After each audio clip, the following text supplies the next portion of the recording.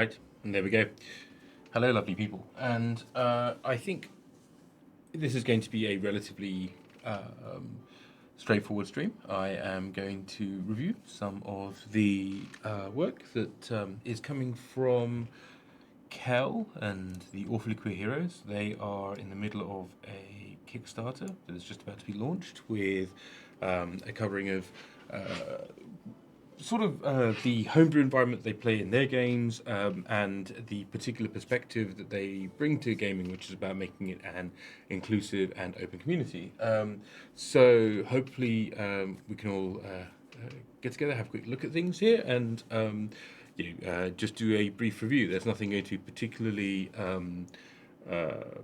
in depth. It's just to give you an overview and to encourage you, if you're interested in some of these stories, if you think these are going to be things that you'd like to include in your world, to take a look at the Kickstarter itself as and when it goes live. So just to sort of cover off who these wonderful people are. Kel has been on the stream before and also has helped us by being one of the folks to sponsor a giveaway, and we gave away the Hunt for the Sunblade Tower, which is a series of adventures and a really it's just a narrative that gets players from a city where they are to the Sunblade Tower, and it's a really nice, thoughtful bit of work. And AQH, or Flickr Heroes, are a group of folks that like to be and focus in on how to create an inclusive gaming experience. I think that's probably fair to say.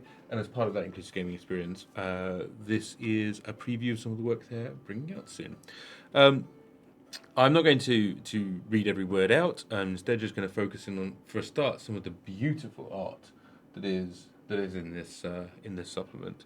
I mean, especially the cracked paint effect here, and sort of the earring and various other things. It's just absolutely gorgeous.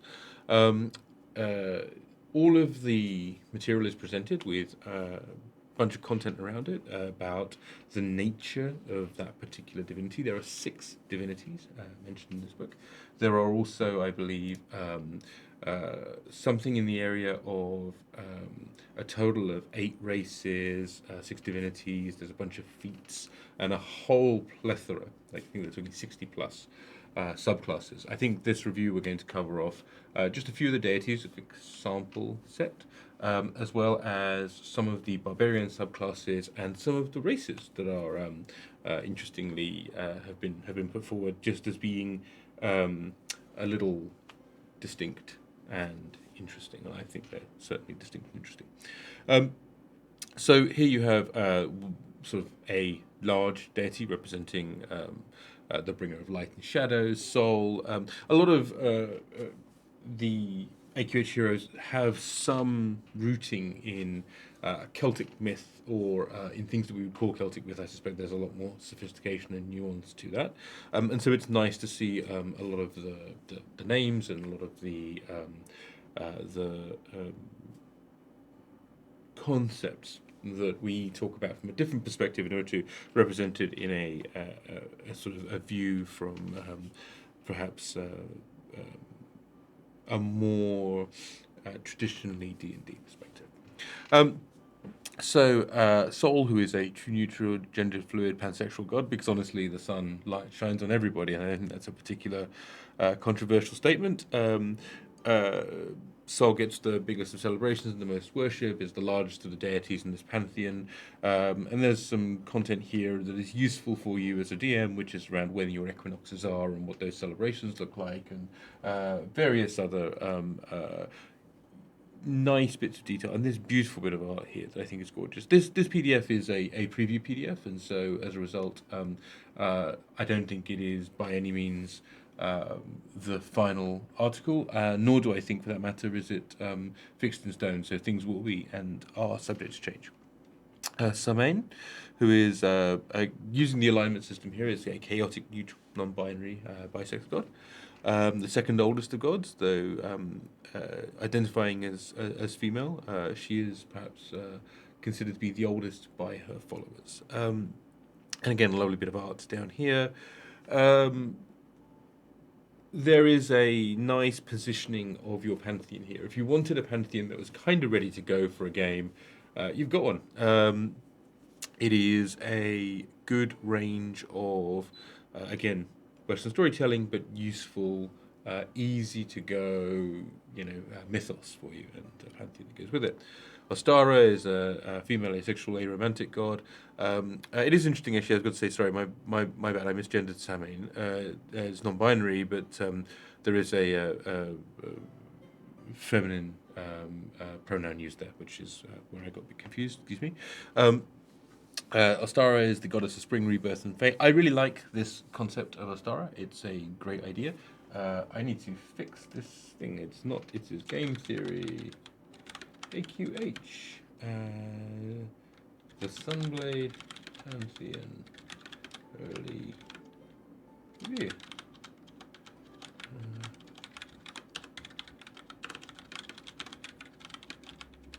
Terribly sorry, folks. I had the wrong stream description up because I'm good at streaming. That's why I do it. Now, so as I was saying, so Ostara is a concept that I think is really, really good because unlike many of the sort of gods that represent change and various other things like that,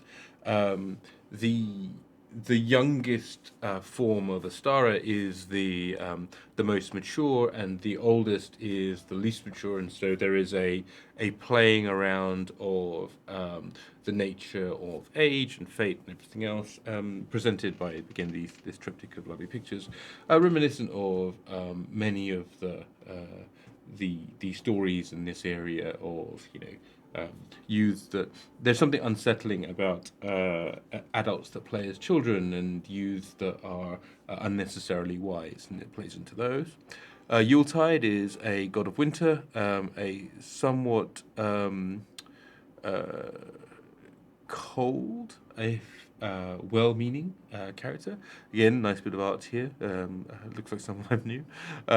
But a reclusive and somewhat detached sort of winter god. And in the contrast of that, Litha is the goddess of home, a very traditionally blonde and beautiful woman here. But as you look further into it, one that is not necessarily at her origin born into that form. So clearly a change of both gender and identity as part of Litha. Litha is something that interacts with mortals a great deal, and again, you see a bit about festivals and the nature of who this person is and how they relate to you and your campaign. And finally, Mabon, who is, or Mabs for short, the goddess of autumn, harvest, feasting, revelry. So again, these are very level 1 kind of appropriate deities for you start in your village, and you've got someone that handles the frost, you've got someone that handles the harvest, you've got someone that handles the hearth, the home, as it were. You've got a deity that deals with the sun. There's no complex deities of magic or war or otherwise here yet. You've got fate, who is important, and I guess equally so, you've got a deity who covers darkness. And so you kind of have the range of what you need to kind of get going in a half-decent campaign. Mabs here is a sort of a warm and involved deity, sort of hangs around in people's lives, and yeah, I think this is again covers off some festivals and a few other bits and pieces. Along those lines, the way that they've structured this is that there will be a bunch of classes. Many of these classes are aligned to these deities in one way or another. I'm not going to go through every single one, but I'm going to just cover off a few here. The first one is the path of the shaded one, a barbarian that follows Soul. And as part of following Soul, barbarians that belong to this path have a striking duality from the path of Radiant Sun, while those who embrace the light of Soul and the revealing light of their radiant being can gain the ability to see through falsehoods that mislead them on the battlefield. Barbarians that follow the path of the shaded one, however, enjoy a contrasting interpretation of Soul that is equally devout, embracing a shroud that the absence of light provides. Paths of the shaded one, barbarians are able to use their abilities to deceive foes by manipulating the shadows around them. I think I'm going to, excuse me 1 second, just, there we go, good. So, crunch-wise, so what you've got. Once per turn, while you're raging, you can use your movement action to disengage. If you do this, you get half cover, so able to, that's quite a strong ability. If player is in a well-lit area, it creates a fog around you as well. Doesn't count as darkness, but just is a kind of gives you some cover and the ability to move away from in shade. 6th level, and presuming this is a separate path altogether, so it's not like you can do this in addition to your berserker abilities or everything else. You have a, pardon me.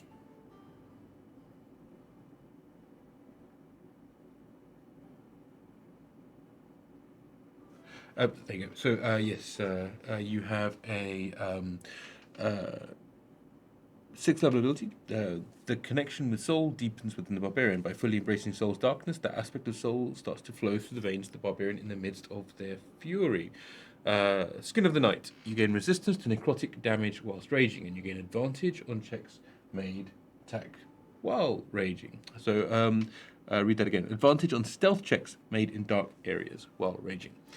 So again, this is more playing into the fact that as a shadowy, shaded... Hey, Phoenix Waki, nice to see you. As a shadowy, shaded sort of aspect of the God of the Sun, you have some ability that means that you're able to manipulate the shadows in terms of being able to blend with them, as well as being able to then move away from combat. You can then kind of hide and then do some attacks again or whatever. Plus, you are resistant to necrotic damage. At 10th level, you're so devoted to soul that forces can no longer reach your eyes as long as you're concentrated. If a barbarian of the Shaded One concentrates on an area for over a minute, they can discern if what they're looking at is affected by an illusion. Not the extent of it or anything else like that, but they just like, oh, it is an illusion. Like it's sort of very similar to, I guess, the 2nd edition ability to disbelieve something. In addition, for 1 minute a day, which is pretty strong, the barbarian can be treated as having true seeing. It's a 10th level ability, in fairness, and you can turn it on and off at will, but you must wait until after a long rest once a full minute has been used for the day. So you can flicker in and out, a second of true seeing, if you will, that would just give you a snapshot. You could do that 60 times a day, or you could do it sort of a certain number of times. That meant you were able to be able to kind of review and kind of like get a view of what's actually happening, because true sight is incredibly powerful. At 14th level, your attunement with the aspect of soul that your barbarian follows has become a pinnacle of what faith can achieve. The aspects of soul seem to flow through and define your physical state, reminding that the living world, the fury lies between the heart and the sun itself. When you're raging, the devotion to soul encompasses your body, and the darkness seems to solidify around you. Your weapon becomes encased in a supernatural veil of darkness and adopts the following features. So while under that half cover you had from earlier, you can actually do 2d6 necrotic damage to one weapon attack per round. And you gain an additional attack when you attack with your offhand weapon when you use a bonus action to attack with it. So basically, your bonus action attack gains an additional attack, which is insanely strong. So that's pretty. That's pretty good. So finally, immunity to necrotic damage itself, which is very strong, especially as later on in the game you'll probably end up with a more in the way of necrotic damage appearing as you fight more fiends and various other things like that. So that's a quick view of the Path of the Shaded One. I think if you've adopted these deities as your sort of core of your pantheon, then being able to flavor the divine type of barbarian with these sorts of options, I think is very helpful. There's another one for soul. We're going to go and look at the sort of the alternatives for some of the other deities, though, because we've talked about soul a bit. So let's look at Samhain. Barbarians that belong to this path have a striking duality from the path of the Radiant Sun, where Samhain is the shadow of soul, if you will, in this pantheon. while those who embrace the light of soul and the revealing light of the radiant being can gain the ability to see through falsehood that mislead them on the battlefield. Barbarians that follow the path of the shaded one enjoy a contrasting interpretation of soul that's just as devout. I think that should be Samhain. I'm guessing this is early material, so. But once per turn, when you're raging, you can use this. I think I just read this, didn't I? Hey?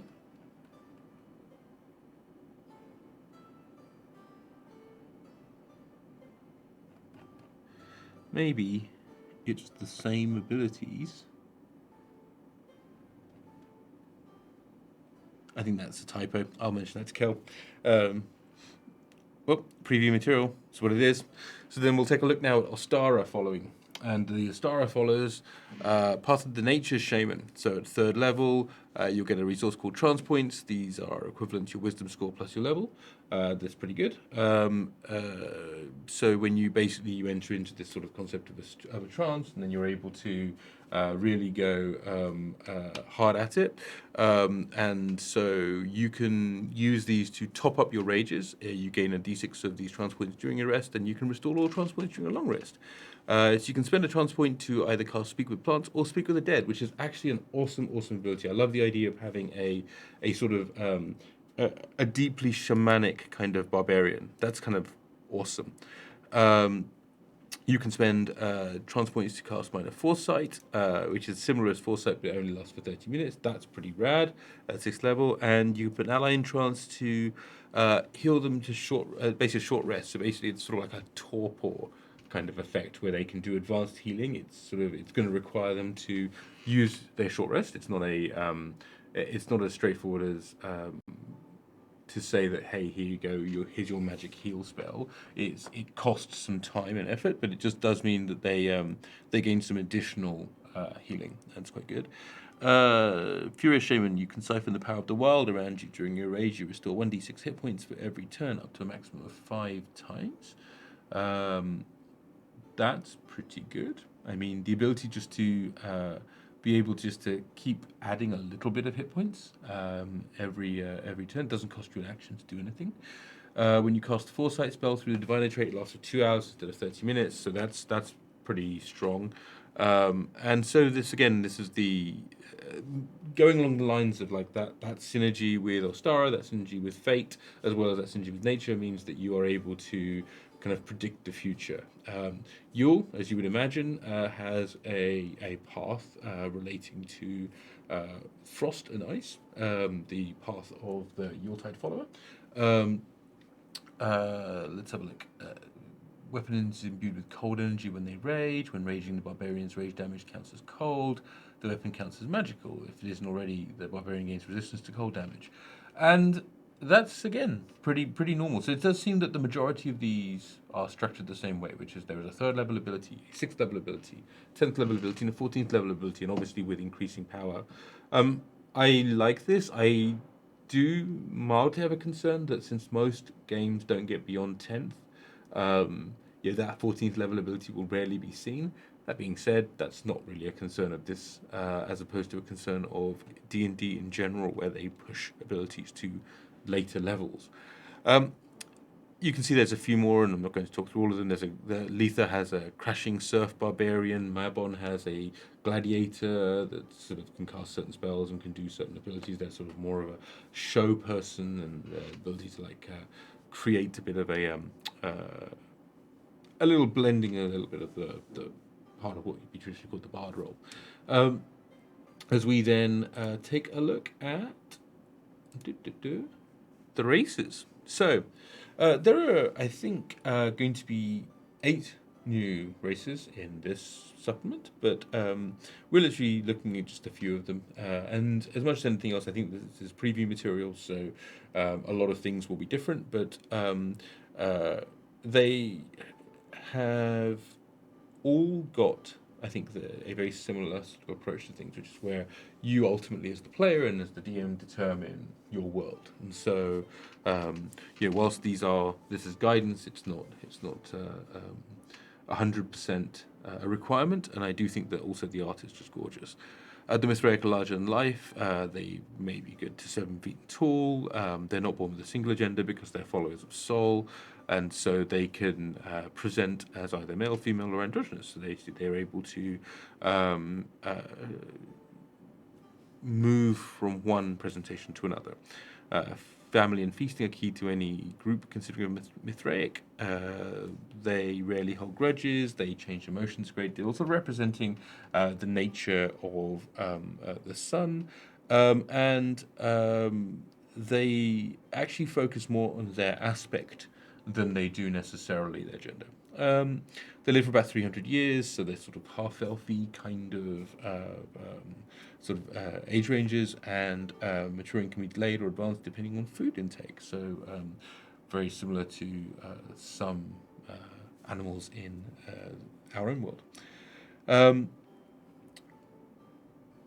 Ability score increases with Tasha's and everything else. This is there are other ways of now handling this, but your strength increases by 2 and your charisma score increases by 1. They are kind of Goliath size, so 6 foot to 8 feet. They walk 30 feet and they can climb well. Speak, read, common, celestial. There are aspected Mithraics. You can change your appearance to present as male, female, or a mix, or absence. Powerful build, and you can empower your vision, in other words, racial abilities, with the discerning gaze of Sol as a bonus action in return. Doing so gives you true sight out to 20 feet. You cannot move on the same turn use this ability, and you can use the shadow if you're shadow aspected to gain dark vision up to 60 feet. I mean, I presume these are once a day abilities, because otherwise that's very powerful. I mean, being able to stand still and have true sight at all times, I would say is pretty strong. Skin and Spirit of Soul. Hey, King of Demons. You're immune to the effects of extreme heat and gain proficiency in the athletic skill. And athletically, your shadow-wise, you're immune to cold and gain proficiency in stealth. So again, the aspect kind of gives you some benefits mechanically towards the type of character you may want to play. Spellcasting, you get Guiding Bolt or Hunter's Mark. So it's interesting. I tend to, in other worlds, I tend to take away from races particular skills and ability that I would prefer to give to classes. But it's interesting to see there's another perspective here of putting these things into the race, as it were, the species. Severe, Curver, don't know how to say that, but the appearance speaks stealthy and suave. Their fur is short and always expertly groomed. I think many of these have got beautiful pictures, but this one does not. All servery are born with tails, however, sometimes they crop them. Deeply spiritual, and aging is an ascension to purity and death, and more specifically as a ghost. That's very beautiful concept. They adorn their tail caps with gems and metals. The more adorned the cap is, the older the servery is. This is a nice way of being able to tell things in game. They live to around 200. They mature around 25. So it's a lot of mature years to live. Yeah, the other King of Demons mentions earlier, the proficiency bonus times per day would also work with that ability, and I think that also makes sense because as you get more powerful, you'd be able to perhaps get more mileage out of your abilities. They're proud and coherent people, tend towards lawful. Wisdom increases by 2, dexterity increases by 1. Dark vision, common celestial, healer's kit, thieves' tools, pretty good. When you are reduced to 0 hit points and have to make death saves, you may choose to have your spirit exit your body to protect your flesh from an untimely demise. The spirit you summon appears as a ghostly visage as yourself. This is Ghost of the at the Grave. It's an interesting ability. And what does it do? If any attack targets you, it is instead directed to the spirit. The spirit has hit points equal to a quarter of your total hit points, and it has resistance to radiant, necrotic, and bludgeoning, piercing, and slashing from non-magical sources. It's also immune to poison.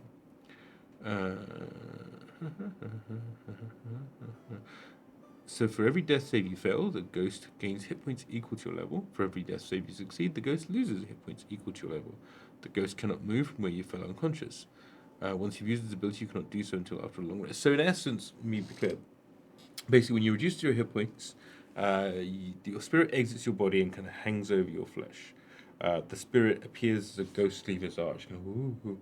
If anyone attacks you, that target is to the spirit. The spirit has half the hit points.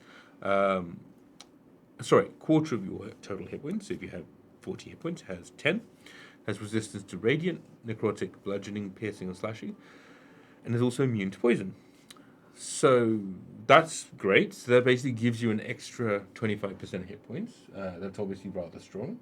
Now, what's the downside of it? What's the balancing? So for every death save you fail, the ghost gains hit points equal to your level. Okay, it's quite a lot. But in theory, 3 and you're dead. For every save you succeed, the ghost loses hit points equal to your level. Okay. The ghost cannot move from where you fell unconscious, right? And then once you've used this ability, you can no longer do so until after a long rest.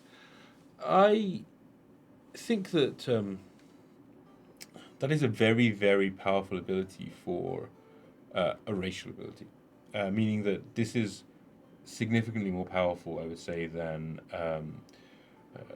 many. Like, if you gave this to a 14th level barbarian, I would say, okay, that is, yeah, that's a fight on after death. That's even after you, like, it's in the same kind of territory, right? It's in, if you said to a, yeah, here's a 10th or 12th level cleric, you have an ability that if you drop to 0 hit points, your spirit healer is able to kind of come out and continue healing your party and do all this kind of stuff, right? But I think the yeah, I'm not entirely sure. Coming on to what I think King of Demons mentions in the chat, when you bring this sort of ability out, it only allows, it's basically an additional hit point soak. At which point it's, well, why wouldn't you just trigger a refill of 25% of your hit points and you gain this ability? I mean, it's still the same thing. It's, you regain 25% of your hit points, plus you also then gain these resistances. But it's something you can probably flavor a little better. Um, I can see there's advantages and disadvantages. I like the idea of being able to have it. It's very strong ability. You are resistant to necrotic damage. In addition, you have advantage on all saving throws made against Necromancy School. Again, that's another very strong ability. I think the folks who worship Samhain are getting a good deal here. You can cast Speak with the Dead a number of times equal to your Wisdom modifier, regaining all useful long rest. Wisdom is your spellcasting modifier for this spell. Makes sense. They are the Grey Tenders and Channel Tenders. I think this is a very King of Demons points out that it would work very well with perhaps a warlock of some sort, and yeah, I think this would be a very, very good warlock class. We really should actually. Well, I think probably a bit later today we'll take a look through some of von Richten's Ravenloft, because I'm quite excited about that. Here comes the next one. Here this is a Braxton. Bipedal fox creatures, sort of like Hengeyoke from the looks of it. Slight builds, warm orange fur, born in litters of up to 5 pups. And the litter will always consist of 5 tails. And so, even if there is 1 pup, it'll have 5 tails in it. The eyes dance like candlelight, and they're very, sort of obviously rather attractive looking folks. Let's take a look. They live up to 200 years and mature around 15, so similar kind of ballpark to the last creatures. They tend towards good alignments. Charisma score increases by 2, dexterity increases by 1. They're roughly the same size as humans, maybe slightly taller, slightly shorter, pardon me, and your base walking speed is 35 feet. You can speak, read common and 2 other languages of your choice, so you're not as directly associated with your deity, perhaps, as the folks that speak Celestial straight out the bag. And you have advantage on any ability check that relies on charisma when talking to a non-hostile creature. As an action, you can emit the warmth of Mabon in a 30-foot cone from yourself. All allies within this cone gain advantage on the next saving throw. If an ally does not use this benefit within 1 minute, it's quite a long time in combat, they lose the advantage.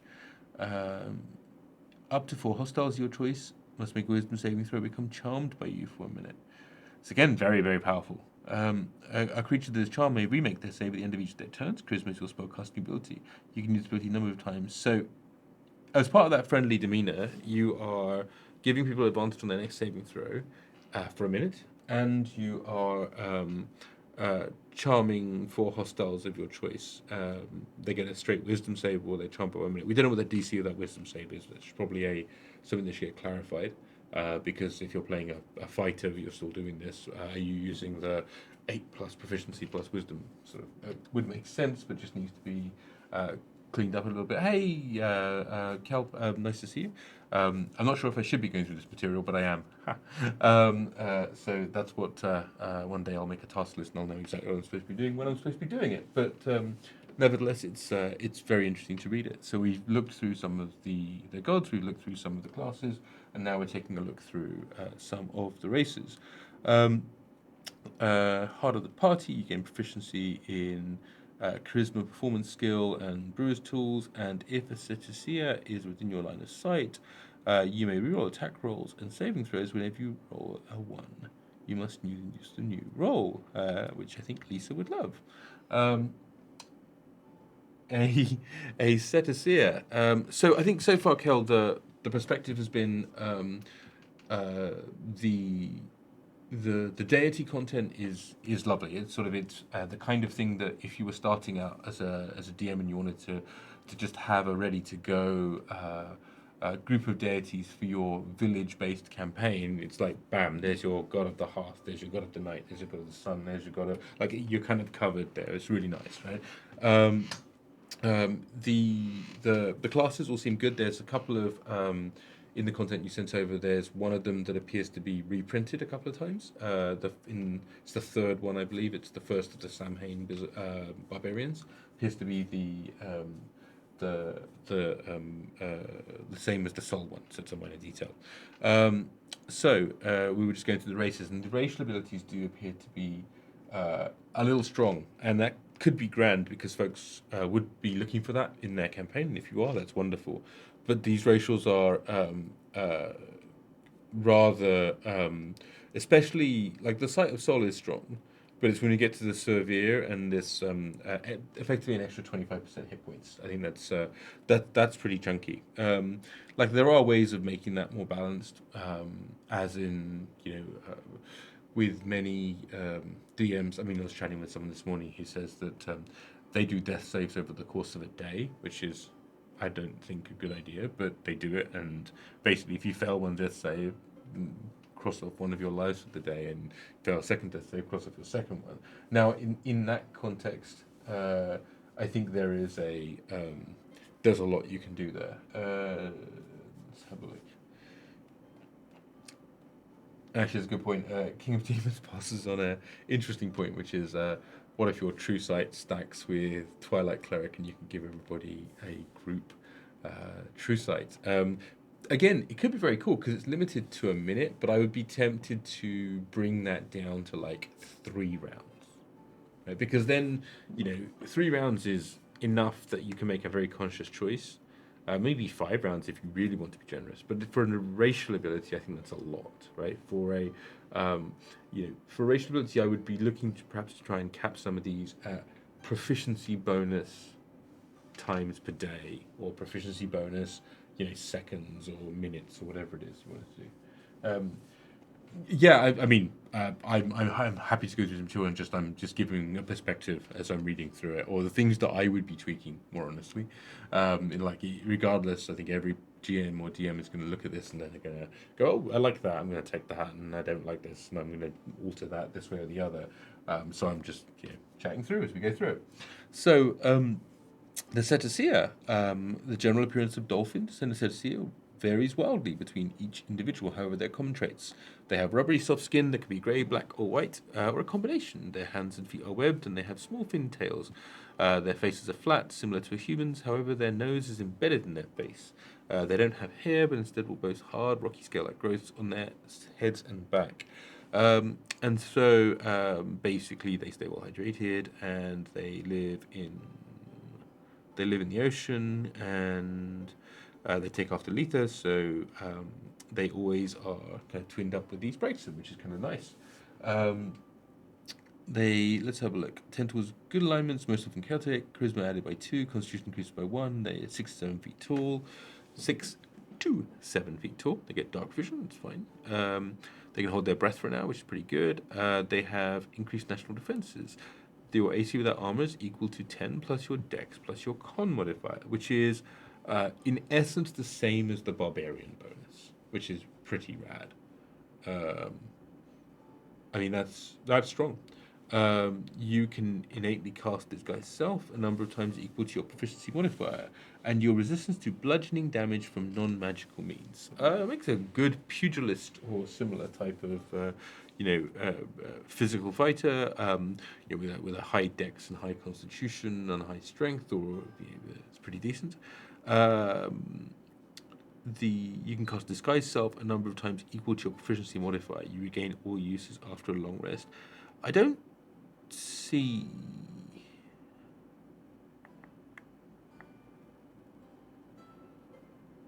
I don't see. I mean, this is in fairness. I mean, obviously the racial AC is strong, but it's not overpowered. I think this is a reasonable, like, strong power race, right? Resistance to bludgeoning damage is already strong. You've really gone strong with the AC modifier there. You can hold your breath for an hour. Like, this is a powerful. It's a powerful race. It's good though. I think it's within the range of powerful races. The Flostara, who I think this is a picture of. It's a beautiful picture. I think that might actually be the Creator Seer. Don't know, I can't tell, I'm afraid, because of the way the pagination works, and it's probably my fault, but it's adorable. It's a gorgeous picture. I think that's actually the Creator Seer. But anyway, the art in this book is tremendous. The Flostara are plant creatures who appearance vary greatly upon their age. They are darker green. They may have leaf mossy parts. They have vines. They're more like sort of planty dryad type creatures. I love it. King of Demons asks, would the unarmored defense from the monk stack? And I think the answer is no, it wouldn't, because of the nature of unarmored defense. If you had a monk barbarian, those two abilities do not stack. So it's possible, but practically, if you have multiple ways of calculating your AC, the general ruling is you pick one way and use that. So if it said you gained a +5 AC, or you could add your dexterity again, or your constitution too, then yes, that would stack. But if otherwise, it doesn't stack. For Flostara, this life is simply one experience of many, and they go through their life, they take as much information as possible, spend time meditating on their thoughts, and when they die, their flowers and their hair expunge seedlings that pollinate the air around the corpse. I love that idea. That's really nice.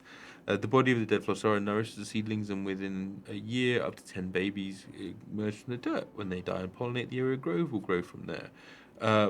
It is both morbid and beautiful. I love it. They range from 2 to 8 feet in height, and depending on their age, they start small and they grow. They speak read, write, and common, and can communicate simple concepts with plants. Good dark vision, you're considered a plant. So blight, the spell, is not your friend. You're immune to poison and resistant to lightning and piercing damage from non-magical sources. That's strong. And you're vulnerable to fire damage. That does balance it up. When resting, you can enter a meditative state. While in this state, you are unaware of any noise around you. Taking a lost rest this way, a long rest, I think that's meant to be, takes only 4 hours instead of 8. That's great. It's pretty much the elf kind of style, sort of meditative rest. Get advantage on stealth checks, and you gain proficiency in one int or wisdom-based skill of your choice. So I have no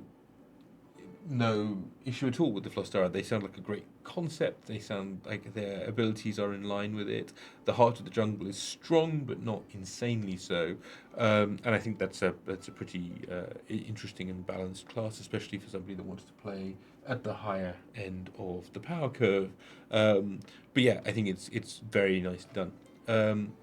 The Forkstone are stone-skinned goat-like people. They look similar to satyrs, however, they're much larger, so they're satirical.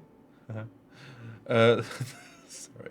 They stand at 7 feet tall. Their legs are covered in hair and always end in cloven hooves. So basically similar in some ways to the Draenei in Warcraft. Um, they're race born by coincidence, and they feel somber and aimless in life. It is thought at one time when the Yuletide was still sitting, locks of his hair fell into the forest. So some satyrs began to eat the hair, and then they became this sort of slightly Marvin the paranoid android type of satyr people. They can live up to 400 years. They mature at 50. They're kind-hearted people despite their solemn demeanor. Constitution increases by 2. Wisdom increases by 1. They're tall, 6 to 7 feet, and their horns can grow even taller. Base walking speed is 30 feet. They can speak, read, and write common, so it's dark vision. Advantage on saving throws, so like the elves. Resistance to cold damage, immune to the effects of extreme cold. Fair. The bleak spot tones in your skin and hair make you incredibly hard to spot in dark areas. While in darkness, you're invisible to creatures that rely on dark vision to see you in that darkness. And then your stoic personality, you do not need to form verbal components to cast spells. I would say that those two abilities are. I mean, the idea is good, the interesting idea is good, but those two abilities are. Grayscale and Silent Speakers are very strong abilities. I personally would. Like, it's already strong with the resistance to cold damage, the immunity to effects extreme cold. Um, then you stack on top of that, obviously, the Fey ancestry, plus the dark vision, plus everything else. You're then giving them like a good chunk of constitution and wisdom to then sort of have two other abilities, one of which is like the Gloomstalker ability. Um, and the second is the no verbal components. I think no verbal components is probably a bit too much. Even the Gloomstalk one, I would say there needs to be some gating ability, perhaps to say, proficiency bonus times per day. You can avoid the verbal component requirement. Even that, honestly, is very strong, but at least then it's situational, and the invisible creatures rely on dark vision. I would say you don't want to do that because the poor Gloomstalker gets to go away. Uh, yes, as Fizz points out, if you do that, you'll never see the Gloomstalker Rogue hybrid again because everyone will be a Forkstone assassin. So that I'd say would be a thing to think about there. The Lith Mabon Orc. Letha and Mabon have never desired to be parents. However, they desired to improve the world of mortals. They roamed the world looking for people to become friends with and generally help on improving lives. Through this meeting and exploring the mortal race, they saw how orcs were treated due to their violent warlike nature and wanted to help. Selecting a few, they imbued each with an immense combination of their powers. I don't care how overpowered these is. I love orcs in this game, and I want to see them be overpowered for once, so I'm down with this. Over time, these gifts faded and stabilized for a population granting a series of abilities and skills. Your charisma increases by 2. That's just it, okay? Maturing between 11 and 15, they live until 60, that's it, okay? They have a tendency to get pleasant and kind-hearted people, 8 foot tall, medium size, 30 feet, proficiency in persuasion, can produce flame, you can alter cells, you can create food and water, you can have dark vision, you can move up to your movement speed towards an allied creature you can see or hear. You must end this move closer to the allied you started. So I like this ability. I've always liked these abilities. The idea that you can do something, I would say, as a reaction rather than as a bonus action. The reason I'd say why it's as a reaction, it means that you can choose to do it out of turn. Out of turn abilities are incredibly powerful. The little balls use their large bodies to protect those they care about. So when they're within 5 feet of you, you can use your reaction to give that attack disadvantage. Oh, I see. Right. So you may do this number of times equal to your proficiency modifier. I would make the two things one ability. I would collapse it. Basically, you can move up to your movement speed and then impose disadvantage or take the blow yourself or whatever it is. And that way you don't have to do the whole how do I chain these two abilities together. It's just a thought there. The Love and Care Blazer protects you from even the harshest colds, giving you resistance to cold damage. I would say that for a race, and this is obviously my orc bias coming out, for a race that we said these two gods wanted to get involved with making it a bit more powerful and things to be fair, they could probably take a hand in where is it? Either the Cetacea, the Braixen, or the Silvery, in terms of the power level. These guys feel, ironically, or certainly coincidentally, given the description of them being powered up, they're actually somewhat underpowered compared to the rest. Now, Letha and Mabon have never desired to be parents, and same commentary about Dark Elves, so similar kind of boilerplate. Your charisma increases by 2, and so this is like the bonding to these creatures. So, okay. Produce flame. This is a. Okay, here we go. So you don't need sleep. They meditate deeply, remaining semi-conscious 4 hours a day. They do some stuff, so usual elvish stuff. 90 feet dark vision, which is pretty good. As an action, you may hug another creature, embrace them with your pleasant, warm, and good thoughts. Negative mind-affecting spell. A spell ability immediately ends and heals them for 1d8. I mean, I am a firm believer in the power of a good hug, and that's pretty rad.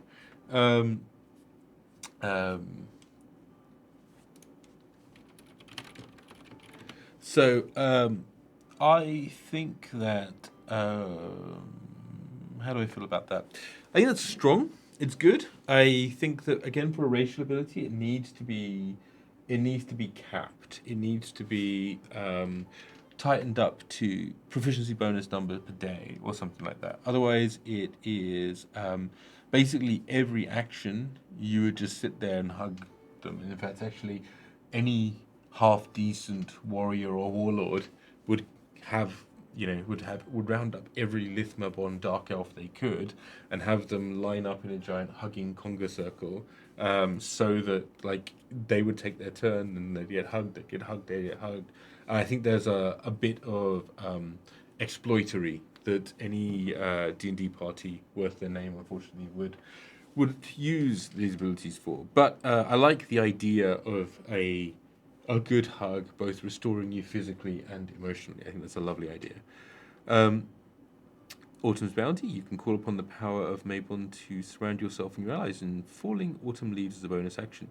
You and any ally within 10 feet of you gains half cover against any attacks for the next minute. Once you have used this ability, you can't use this until you finish the long rest. Yeah, I think that's nice. That's a very nice ability. So these are, just so that folks who are tuning in now and are wondering what I'm doing, these are a preview of a Kickstarter that is upcoming by the Awfully Queer Heroes, and they have 65 subclasses, 8 races, 6 gods, and 3 feats. And this is very, very early material, so there's a whole bunch of tweaks and changes and other cool things that Kel's going to do as part of getting this material live. And so one thing I do is I would like have a look at it on stream and talk through some of the ideas. I think the art in this is beautiful, and I think rather like the Hunt for the Sunblade Tower, but it's just the level of care that's gone into the art itself. I love the backstories. I love the fact that they are interesting and not necessarily cartoon villainous or cartoon heroic, which is pretty awesome. I think this is what I was saying earlier. The Spectral Berserker is the same as the Path of the Shaded one, and so that may be a point to take a look at. I do think some of the tuning needs to happen around the strength of the abilities. Many of the class abilities are actually significantly weaker than the racial abilities, so I have a feeling that people will end up overpowering games by taking the strong races from this world and twinning them with strong classes from the game. And I think that as much as I love a powerful game, that's something to consider. And as a DM, if you were taking this material or as a bit of feedback back to the authors, that would be something to think about in terms of the game balance concepts.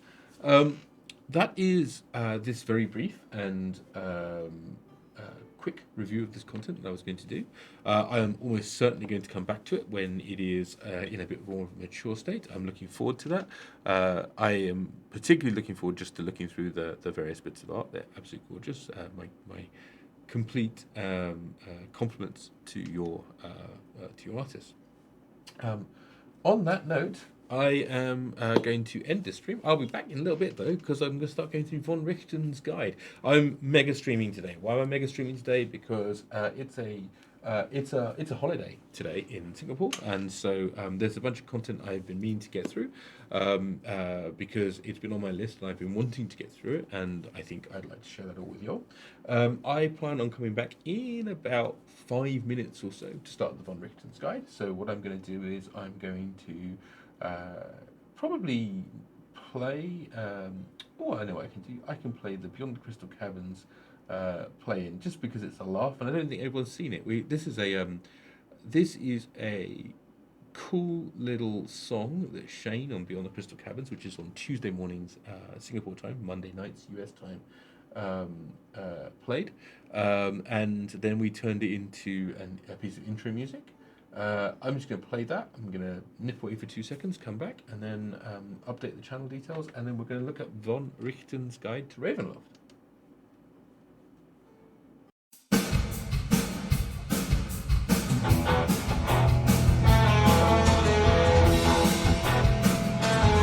We got killed by a worm, but it opened some doors.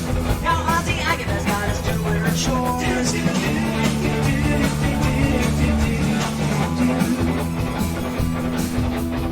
Slaughtered some sailors in Darnies' employ. Harbor and Citadel, now it's getting destroyed.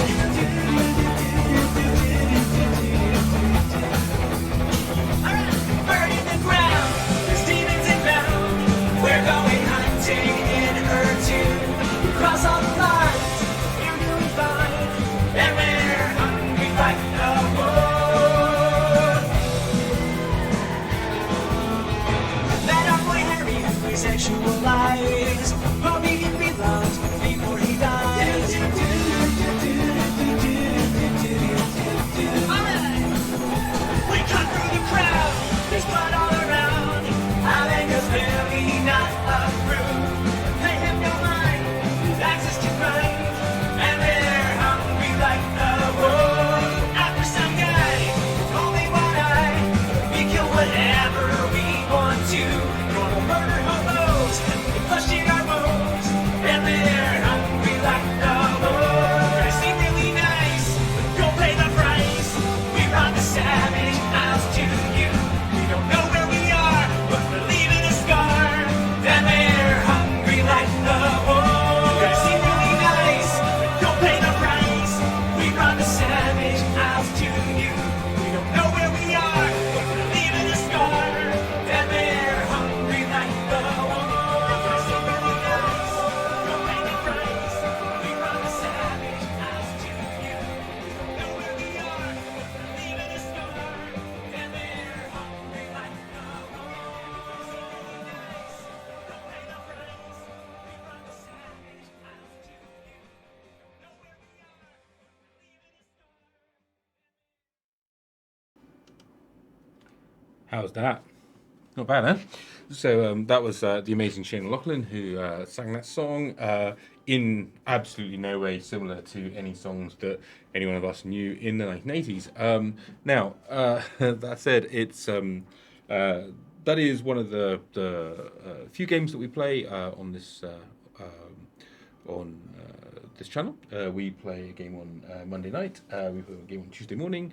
We play a game on our soon-to-be Wednesday evenings. We're starting a group of one-shot campaigns, and obviously we're thinking about a fourth game on Thursday morning, and we're just figuring out how that is going to get lined up. We're also going to see a few more of this sort of stream.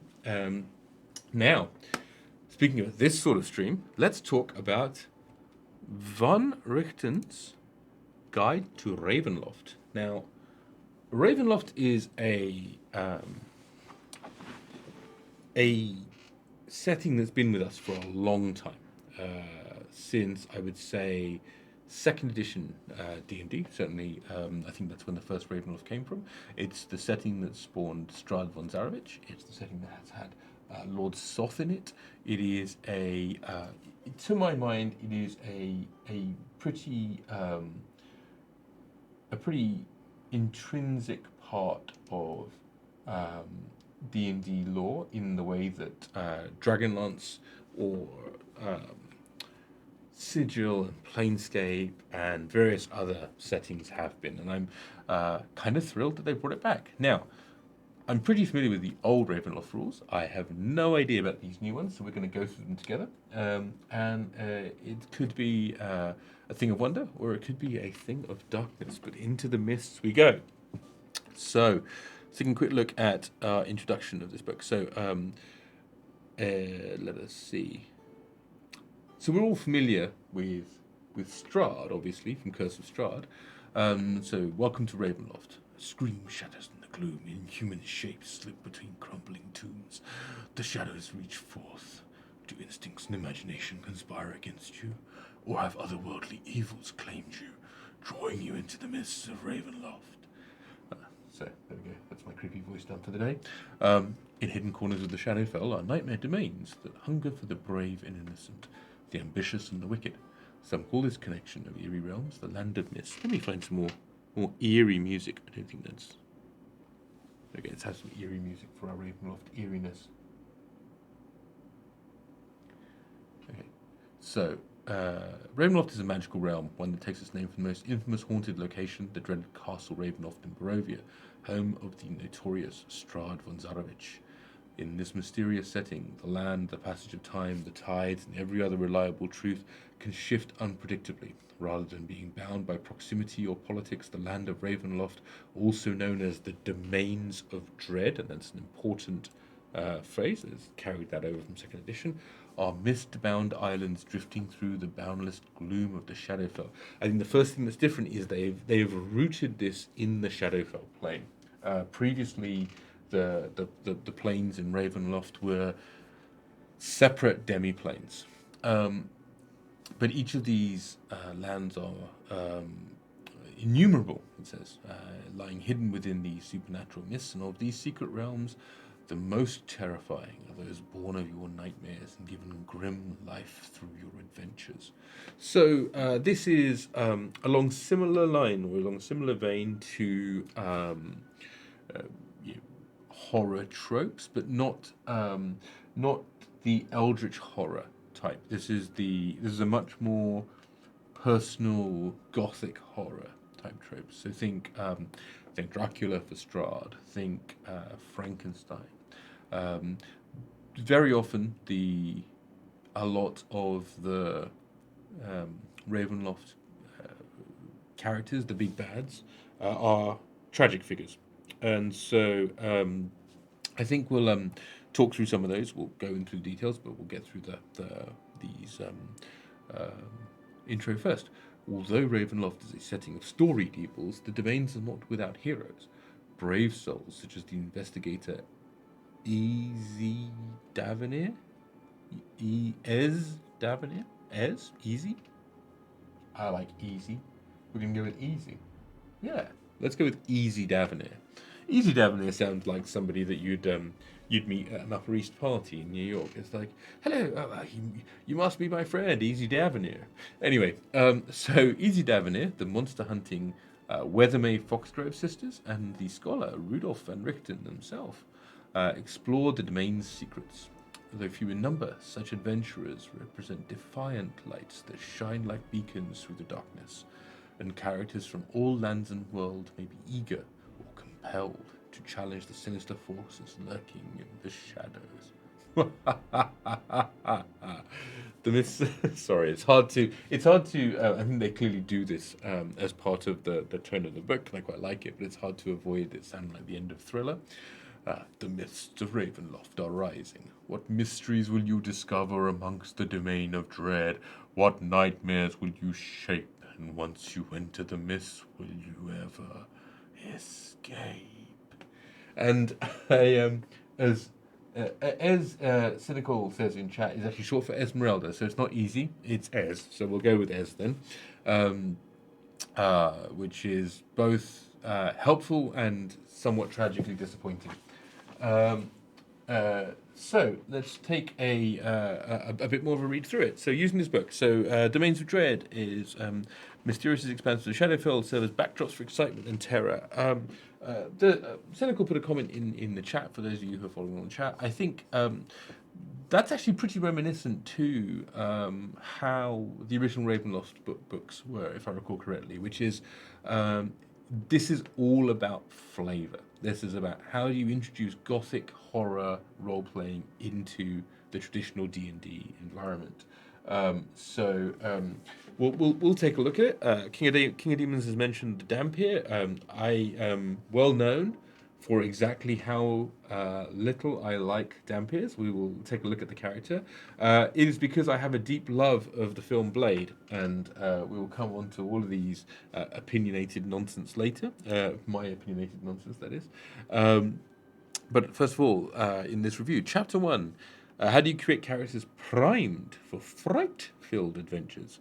Lineages and backgrounds with some ominous pasts. As well as some dark gifts. I do love a dark gift, actually. And subclasses to shape their fate. Explore new Dark Lords and domains. I think this is an interesting point. So, one of the things I've noticed with recent D&D supplements is they are giving you permission to do things that you, as an experienced DM, didn't really need permission to do. Someone on Clubhouse said something very interesting, which is that the nice thing about 5th edition is that it is a series of it's a very simple rule set with a series of consents. And I was like, what do you mean? He says, well, basically, either way, you will do what you want to in D&D. And in 5th edition, it's built around the core principle of, here's some rules. Now, if you want to make the rest up, you go right ahead. And here's some ideas that you may wish to take in that you can use instead. So, optional variant encumbrance, optional feats, optional, racial rules, optional this, optional that. And so the core of the book itself is very, very simple. So a lot of the recent books have been about giving DMs and players explicit permission to do things, which is, for me, not something that I personally need, because if I want to do something, I'll just do it. It's my game.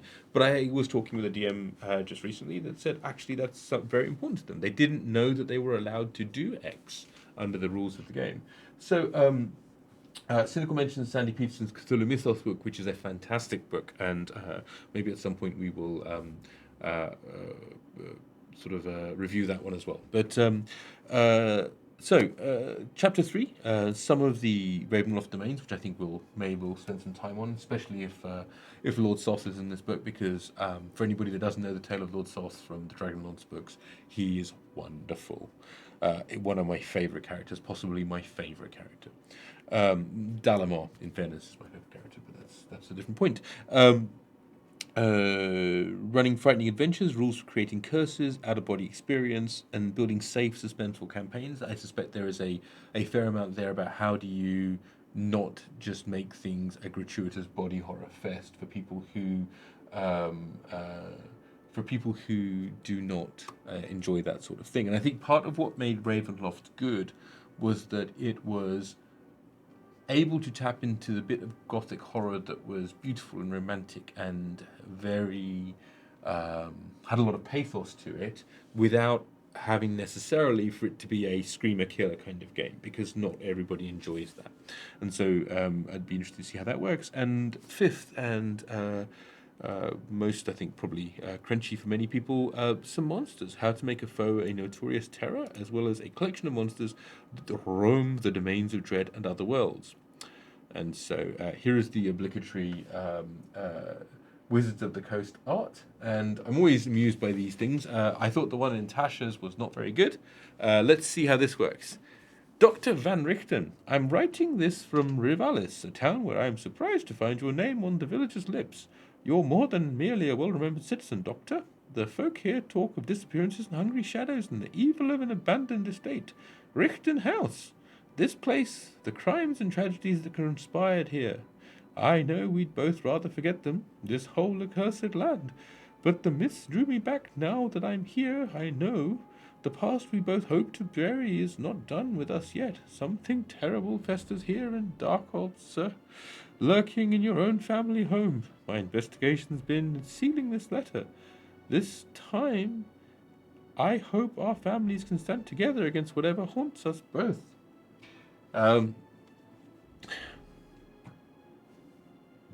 Meh. I I I desperately want to like these. The only one I've liked so far has been in Xanathar's Guide. I desperately want to enjoy the fact that somebody sat there and typed this out and attempted to put across this perspective. But yeah. Cynical says, well, I turned Esmeralda into Mrs. Doubtfire. I turned everyone into Mrs. Doubtfire, in fairness. But they're never very well written. Okay, Cynical, you are earning your name there. I think I'm going to bring up the chat so it's visible, so that if anybody does wish to watch this on VOD or otherwise, they can enjoy the sarcastic stylings of our lovely chat. I'll pop you over here and shrink you all in size so you're right here.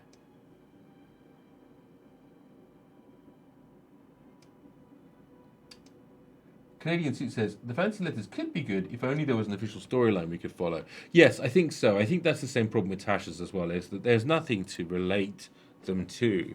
Xanathar at least existed in the context and later on shows up in Waterdeep Dragon Heist. And, there's a reason to give a shit there. So, you never know. There may be a overwhelming thing here. Ominous shadows rise from blah, blah, blah. Okay, I'm not going to read all these things out word for word. So it says, considering the following topics and foundations of fears, genres of horror, creating atmosphere, thrills you control, focus on the fun. Oh, God, there's another one already. Okay, here we go. I'll try and do this not Mrs. Doubtfire style. Here we go. Uncle Rudolph, we continue our pursuit of the weir wretch, Natalia Vorishkova. Before she fled our last confrontation, she shed a cord threaded through a wolf's tooth. Laurie used the talisman as you and Uncle George taught us, and it guided us through the mist to Skald, a quaint music-loving place in a land called Kartkas. The folks here are hospitable, fawning, actually. They hang on our every word. I've escaped their attentions by sequestering myself in our room at a local taverna, while Laurie overindulges in the attention of both of us. We found no trace of Vorishkova since arriving, but I feel her watching. It's like she's everywhere. It's bad here, Uncle. Not snake-headed hogs bad, like full Del Monster plant peasants bad. I've enclosed the tooth we followed here. If this message finds you free and well, your presence and perspective would be of enormous comfort. Your devoted students, Jennifer and Laurie Weathermay Foxgrove. Right, and Cynical says these are just examples for you to get flavour and more examples than anything else, and that's quite a reason why I enjoy reading it out. Canadian points out is to just fill out the book, and there is a lot of truth to both of those statements.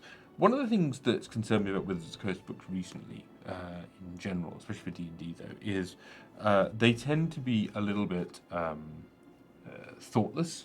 We talked about this when I did Natasha's review. I'm interested to see whether they'll continue that sense of thoughtlessness here.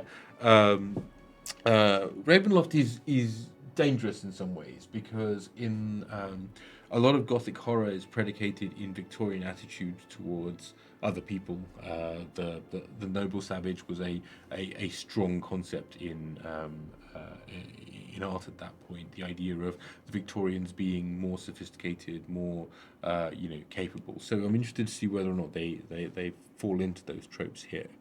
Cynical says it's a very loose meta-narrative they're trying to tie things together with. She was left behind by von Richten for a safety, and now a while later she's trying to seek him out and stuff. Yeah, I mean it's all gravy, and it's good to have a bit of fluff to throw around the crunch. Otherwise, well, it's a very small book. I just think that, again, coming back to my earlier point, why would you bother with these non-entities when you have Strahd and Soth and the actual Dark Dreadlords themselves, who are far more interesting, Zaztam and whoever else you want to. I don't know who they put forward as the Dread domains here. This instead is just like, well, hey, yes, it's nice that it's a bit like Mary Shelley or it's a bit like blah, but why would you want your, as everyone's saying in chat, as you can see over here, like, why wouldn't you want the perspective of these tragic heroes or their tragic villains who are these dark domains to be the one that you look at? Yeah. Awesome. So here we go. So here are the 7 secrets of Ravenloft. So if you don't want to be spoiled about Ravenloft, now is the time. Well, you're fucked. I'm sorry, it's on screen. Countless mysteries pervade the domains of dread, but these strange truths underpin the setting. Ravenloft is not a world. Okay. The lands and characters of Ravenloft don't share a planet. Rather, they are demi-planes within the plane of shadow. Tethering them to the plane of shadow, the Shadowfell, is a more recent thing. I don't know what that is, Canadian suit, but it looks most interesting. So that's cool. So you can maybe move from one domain to the other, but it's considerable danger. So this is interesting because previously the Ravenloft as a domain, as in the broader Ravenloft, you couldn't leave it. It was like in Barovia, but similarly, it's you can't. You can never leave the mist once you go in. I think that was part of the problem with it was just the futility of it didn't matter. You couldn't win. And I think I don't know if we'd see that here or not, but we'll come to it. So, secondly, the dark powers control all. Sinister entities known as the Dark Powers manipulate the domains of dread, and all who immortal, unknowable, omnipotent, the Dark Powers revel in sowing terror and subtly manipulating their captives over the course of generations. And I think this is the point of that earlier point, which is that the domains imprison the Dark Lords. So there was always this idea that the domain in Ravenloft was as much an expression of the broken psychology of the villain, the Dreadlord themselves, and thus their own personal eternal torment was then manifested in the Shadow Realm as these domains, which I think is a beautiful idea, because it is this tragic kind of expression of inner state affecting sort of everything around you, and then they sit lording themselves amongst their own broken reality, which I think is a beautiful, both a gothic point, but also a really nice thing to have. I've always struggled a little bit about how it sort of plays into the kind of game I like to play, and I like to run, but as folks see it, it's all. You're not going to, well, you may wish to just take this game and play it straight, but I actually think that most people will just grab things that they like about it and insert a particular domain of dread into their world, or 2 or 3. And so, that's pretty good. So let's take a look at the next one. The mists encompass all. Supernatural haze suffuses the domains of dread. These are the mists of Ravenloft, ominous fogs that gird each domain, rising and falling as the dark powers desire. Tales often attribute ominous powers to the mists, from cloaking monsters to causing entire villages to vanish. The mists are not bound to Ravenloft and do slip across the plains, potentially dragging anyone into the domains of dread. And I think that was the key thing. Right, it was you didn't go to find sort of the Ravenloft domains; they kind of found you. Like a tendril came out and grabbed you. And Cynical makes a beautiful point there, and I think that is the core of what you would love to enjoy in these stories, which is that a very personal relationship with the psyche and the trauma that formed these tragic characters. It is there is something of the tragedy that makes these stories interesting. One of the reasons I like Ravenloft, but I hate horror movies, one of the reasons I like Ravenloft is the tragic nature of these individual Dreadlords and Dark Lords. I just wouldn't care if Lord Soth was a zombie, I care desperately about her story. So, nowhere is safe. The Mists of Ravenloft are notorious for kidnapping innocent souls and trapping them within the domains of dread, but they also collect characters to participate in specific adventures. Ravenloft can claim a soul for one night of terror. One night, no, different. Or for an inescapable nightmare, whichever suits the needs of your adventures. And I guess that again is it's a bit meta. It's not actually a secret of Ravenloft, but the point is it's a way of saying, hey, you can reach into the Ravenloft world, and Ravenloft can reach into your world and grab your characters if you want to have a little jaunt in Ravenloft. You don't have to run the entire campaign there. And thanks very much for the raid, Patio Furniture 69. What a great name! And welcome. We're having a look at Ravenloft and doing other things, but lovely to have you come and join us. Especially thank you for the follow, Grant. So we're currently going through the 7 secrets of Ravenloft, which aren't really that secret, in fairness. Heroes confront horrors. Ravenloft is not a land of heroes. Few seek out danger in the mists or challenge the Dark Lords.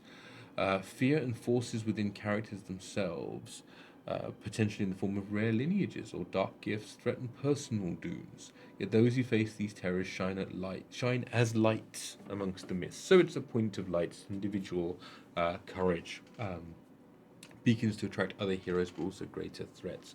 And I think one of the interesting things is that the majority. Lovely to have you here, Patty, and feel free to hang out and enjoy the chat. We're pretty interactive, so I kind of keep an eye on chat, and there's a bunch of DMs that hang out in chat as well. So lovely to have you. Throw us a follow, and we'll do likewise when I get off stream. This seems to be more of a points of light type of thing. Your heroes are rare heroes in a trodden down dark world, which is similar to Urtu, which is the campaign world that we run. And so the final 7th secret of Ravenloft is only fear is certain. Like that. The domains of dread provide malleable settings for any kind of horror adventure. As domains are unmoored from conventional reality, anything can happen within their borders. Normal people undergo terrifying transformations. Whole villages disappear unnoticed, and the mists bar every method of escaping a threat. Any surreal development you desire is also the will of the Dark Powers, assuring that the most terrifying possibilities come to pass. As a result, wow, the howling of the hounds. Do you hear that? That's Ravenloft for you. As a result, even the most familiar races, magic items, and monsters in the player's handbook have places in Ravenloft, but with certain twists that make it creepy or mysterious. And so, if you're, as I said before, part of what Wizards of the Coast does with the books recently is giving you permission to do things. The other day on stream, I had some gargoyles, and I was like, you know what I need? These are level 2 CR2 creatures. They're not going to be easy, right? They're not going to be like too simple. I need to give them something to spice them up a bit, and so I gave them a sonic attack and made it up on the hoof. Now, in fairness, contrastingly, some players and some DMs especially are like, well, the rules don't say I can do that. What can I do? And so a lot of what these Wizards of the Coast book do is take a creature and then tweak it just enough to give a DM that perhaps doesn't know what's excessive and what's not the ability to see, oh, cool, if I make that small change or I make that small change, that's valid, that's interesting, that adds a little bit of spice and takes out, oh, well, gargoyles behave like X. Instead, no, gargoyles behave like X, but these gargoyles behave like X plus a little bit or minus a little bit. Cool. The Land of the Mists. Although domains of dread are dramatically different, certain realities underpin their terrors. The nature of domains, the influence of Dark Lords, the mysteries of the mists, and the machination of the Dark Powers present a wealth of ominous possibilities. To be fair, they wouldn't have to do that. The CR system was worth anything. I literally want to get a sign on my forehead that just says, ask me about the CR system. No, please don't. The CR system is nonsense. And I just... I hate it with such a passionate abandon. I don't understand why they don't just give monsters levels or power gradients or something like that, just to say, you know, yeah, it's a level 9 monster, right? And then you kind of go, oh, right, it's a level 9 monster. Cool. Well, if I've got my party of 5 level 9 characters and I take 5 level 9 monsters, there we go. Giphy Glyph's monster level system, dude, is I've been duded. And if I've been duded on chat, it's a new rule I'm making. I must Google it immediately. So, having been duded, let's see what the duding says. Giphy Glyph's Monster Maker. Ooh, ooh. Well, I have as yet to be disappointed by somebody duding me, and I am still not disappointed. This is brilliant. This is brilliant. Well, we should have some fun a bit later. Yes, a duding is an important thing. If somebody dudes me in chat, it's like, hey, pay attention. This is important. So we will have a look at Giphy Glyph's Monster Maker later. It is pretty rad, I think. Whoever Giphy Glyph is, you sir are a dude, or you miss are a dude, irrespective of your gender, however you wish to be known. It's pretty rad. Now, coming back to the point. Oh, it's GM! Sup? Hello, sir. Nice to see you, and as always, a pleasure to have you about. Thank you, by the way, the other day for being so gracious in chatting to Hans about how the Zoom stuff was working. GM was kind enough to talk to us about. We were going from we play in the studio because we were in Singapore, but Singapore's had a bit of a bad time with COVID in the last few weeks, and so we've gone back down to lockdown, and so he was kind enough to give Hans a bit of his own insight into how he was handling some of the separation and what happens when everything goes wrong. So lovely to have you here. Now, the Land of the Mists. Nightmare logic. The standards of what other worlds can have considered are true and sane. The remains of dread don't make sense. So far, so for folks who are familiar with the concept of the dark domains, these places are not logical. They don't conform to your rules. They're these sort of unnamed kind of lords that are the jailers of the the Dreadlords, the Dark Lords that have their own domains. They're not shackled to any laws of reality. They don't exist to simulate a believable world, but they exist to... Well, this is where it becomes interesting. I think this is a DM note. They exist to terrify. I actually think they are they exist to really... It was the point that Cynical made earlier, that I was talking about earlier, which is they allow you to wander through the psyche of your big bad. They allow you to, you could have killed your big bad in your world, and then these nightmares just begin over the course of weeks and months as your second plot arc happens, and then you realize that actually your big bad hasn't been killed, or has been killed but is now jailed in this particular place, and you've then got to figure out whether or not, once you're brought in there, how do you do this, right? Is this the catharsis? Or anyway, there is so much cool stuff that that can be sort of viewed here. Dark powers, unfathomable hidden forces. They don't move in the shadows; they are the shadows. So really, it's the here we go. The secrets of the dark powers. Not sure this is scary, but it is what it is. The true nature of dark powers is for you to decide. Thanks. They are amoral guardians. Okay, sure. They're evil architects. Fine. They're undying remnants. Okay. This is what I refer to as a cop-out. Yeah, Plague Weasel says, I've always seen the domains as incarnation of trauma, the emotions, the senses, the moment frozen in time and turned into living horror. I fully agree with you. I think that's how...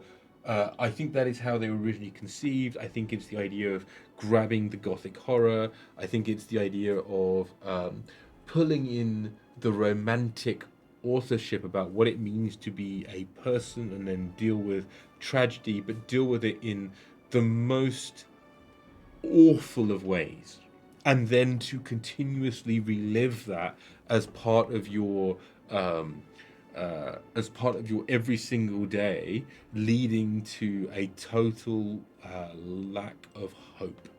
Like you cannot, you're so broken anymore. It doesn't matter whatever you do. You're always reliving that particular last thing, and you're broken as a result. Like you can't change it. You've tried it maybe 1,000 times, and now you don't change it. You just revel in the brokenness of your own psyche. I think that's such a wonderful concept. Um, that I actually feel that this cop out around the dark powers here is it's fine, but just don't have it. Just say, look, it's a DM tool. Let's move on with it. Don't try to tie it together. The midst of manifestations of the dark powers will. They divide, surround, and isolate every domain, creating fog-shrouded borders that imprison dark lords within their territories. Blah blah blah blah blah. The long and the short of it is, it just is. Okay, cool. It just is.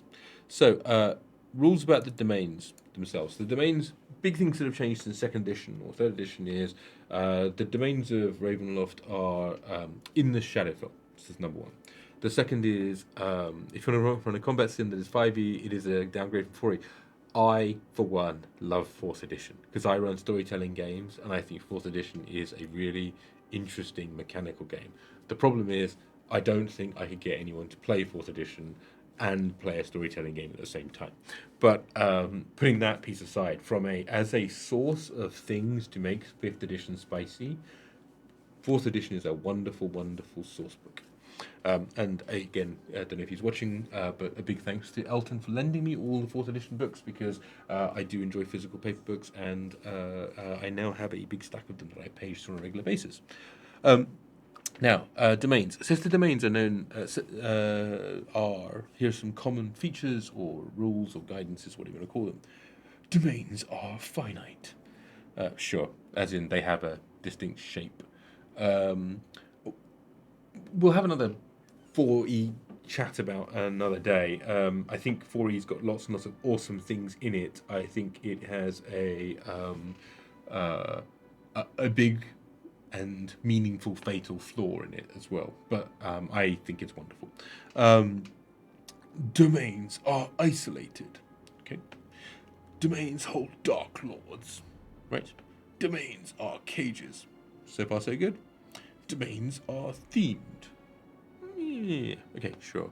Each domain reflects Dark Lord and facilitates horror tales related to that domain. Just as creepy manners suit ghostly inhabitants, so does each domain inspire and encourage a distinct type of terror. I'm not entirely sure about that bit, but you can certainly manage it. It is a personalized psychological jail for these incredibly powerful entities that they cannot escape from, that have hounds in. Let us keep on going. Cultivating hope. In Ravenloft, dark players control reality. The misfoily escape attempts and terrifying dark lords can appear at any moment.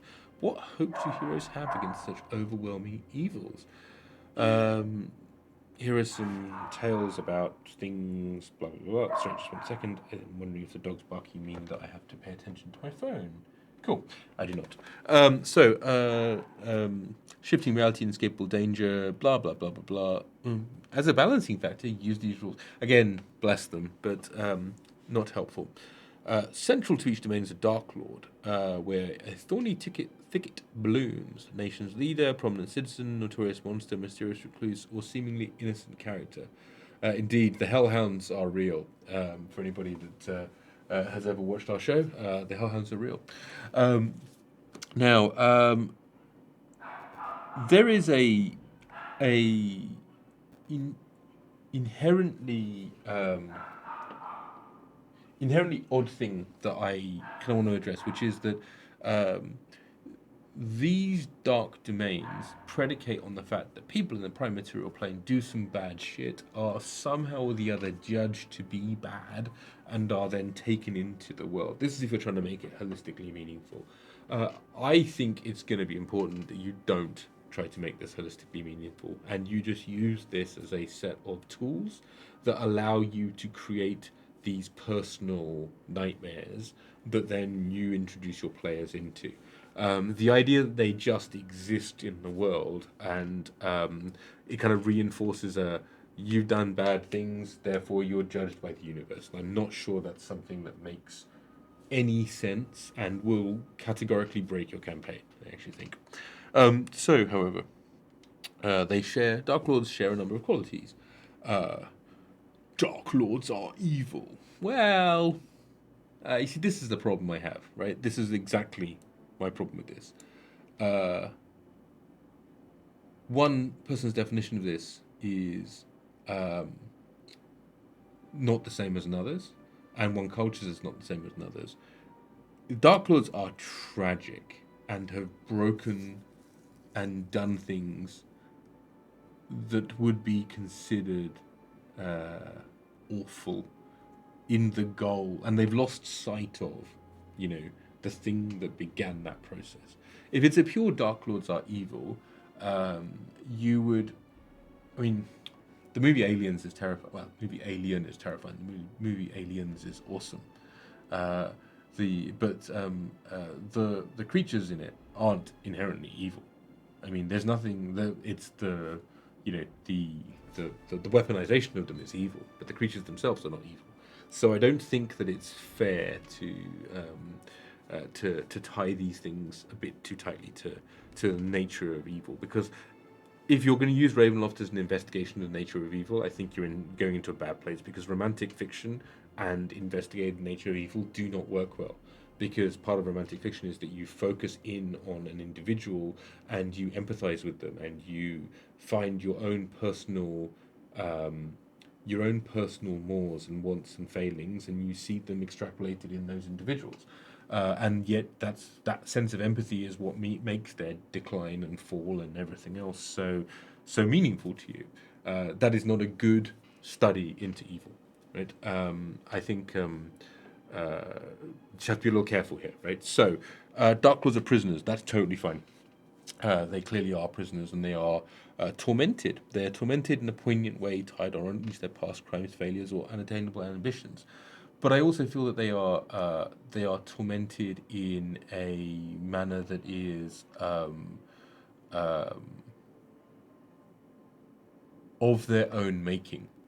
I prefer the idea. We'll get to it later. We haven't got to actually the way they've done it in this bit, but I prefer the idea that it's a jail of their own choice. They wish to just continuously re-examine, and all of their choices lead them back here, right? Because that is who they are. It is an expression of themselves. I don't want to keep repeating that point. Dark Lords influence domains. They hate their domains. They exert considerable control over them because they are them, I think is the point there. They vary in threat. Monstrous tyrants who otherwise appear as ordinary people. They stem from their deeds, not their game statistics. Also, the fact that they are the place is probably a significant point. While they're deadly or possess foul gifts from the dark powers, many possess little threat and barrel.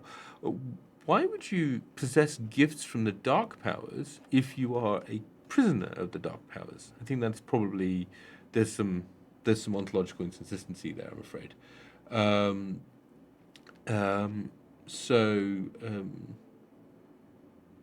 Rare but meaningful, Patty. Dark Lords are active. Whilst they might be broody emos, they relentlessly strive to achieve their ambitions, so they're proactive. Their desperate struggles fuel their conflicts with characters. Use Dark Lords in your adventures rather than saving them for distant plots. So use them liberally, is what the suggestion is. Dark Lords don't realize they're Dark Lords. With a few exceptions, they don't realize they occupy a special place in their world. Their agendas, obsessions, and egotism distract them from focusing on the strangeness of the world and petty concerns such as eerie fog. And I think that is a very, very awesome idea. The fact is, these are ego-driven creatures, and because they are so maniacal, they're so narcissistic. They have no concept that they are in fact trapped in this jail of their own mental creation. Otherwise, they would work on finding a way of changing themselves to exit the jail. It is the whole Dark Lords not realizing the Dark Lords plays to the deepest, most solipsistic nightmare of us all, right? It's the brain in the jar. It's the what if everything isn't truly real? What if actually I am simply it's Groundhog Day? The whole thing, the night terrors that come from like there's a wonderful episode or series arc in Buffy the Vampire Slayer which I often refer to as one of the things I love. There's a wonderful little arc where Buffy wakes up in a mental asylum, and I love it. Just the psychological horror of that is wonderful, and I think it's 100% worth playing. Now let's have a look. Bum, bum, bum, bum, bum. As we go through, so looking at chat. The ultimate version of Ravenloft campaign has you making a Dark Lord pull a Darth Vader, throwing the Emperor down the chute. The point of that is that Vader is still evil. He's taking it as an affront on himself. I'm not sure about that. I think that the Vader is not. I don't know that Vader is as much of a tragic character. He is tragic, but he's so explicitly manipulated by the Emperor. Anyway, that is a Star Wars conversation. Would Vader have his own dark domain? Yes, he would. It would be Lord Soth's, and Lord Soth would eat him for breakfast. As much as I love Darth Vader as a character, he's not. He's pants compared to Lord Soth. That's what I'm saying. I've said it, and we'll move on. Yeah. So yes. Now, Dark Lords are immortal. They're casually immortal, having no concept of how long they've lived, how many times they've died, and when they return to life. Should a Dark Lord fail, the temporary defeat lasts until they're restored by the Dark Powers. In their absence, those who sought to escape or supplant them seize their chance. This is something that I like and have always liked, actually, which is this idea that there's a period of the Dark Lord exists, and then there's a very brief period. Thank you for dropping by, Patty. Hope to see you again. There's a brief period where the Dark Lord doesn't exist, and that people are able to make their escape, and that actually the mists. It's unclear whether the mists recede or whether they are able to, whether things get better, inverted commas. But regardless, it's you're able to have this period where the domain itself no longer has coherence, it has purpose, and so the creatures of the domain actually can make good their escape. They're not necessarily sucked back in. And I think that is one of the areas of hope, which is that even though the dark domains themselves are in this permanent cycle of psychological damage or horror or jailing, whatever it is, right? The people that are within them are able to extricate themselves. That is the moment of like hope, as it were. So the domains of dread don't typically breed heroes. We talked about this. So mist wanderers. The mists reach into the character's world and drag them in here. Cool. Roused locals. I think someone in chat was mentioning about that earlier, which is like, the local of a domain who's like, right, I've had enough of this shit, which I think is a lovely idea. Adventurers find few peers. So here we go. Let's see what this letter says. Oh, it's Rudolph van Richten. So, my friends, a sentence is ahead of me with some capable souls I'm paying enough to trust. I have received your last letter pre-opened. Whatever eyes are fixed on you might be keener than you fear. This is a terrible German accent. I'm sorry to anybody that's German, especially you, Diane.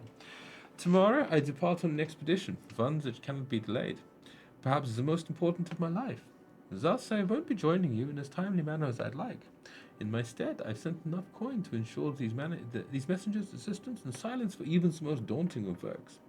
I'm also sending an apology. This might be my last chance to make. There are 1,000 times I wish I'd been better, when I should have spoken not from the past, but from my heart. I am sorry I wasn't more patient, and that I never told you how often your bravery and wit dazzled me, and still do. As Laurie, Jennifer, Alanic, Arthur, you're all I have left of our family. I haven't said it enough, but I love you all like my own. For what it's worth, I consider you all Van Richtens now. My name is yours to use as you please.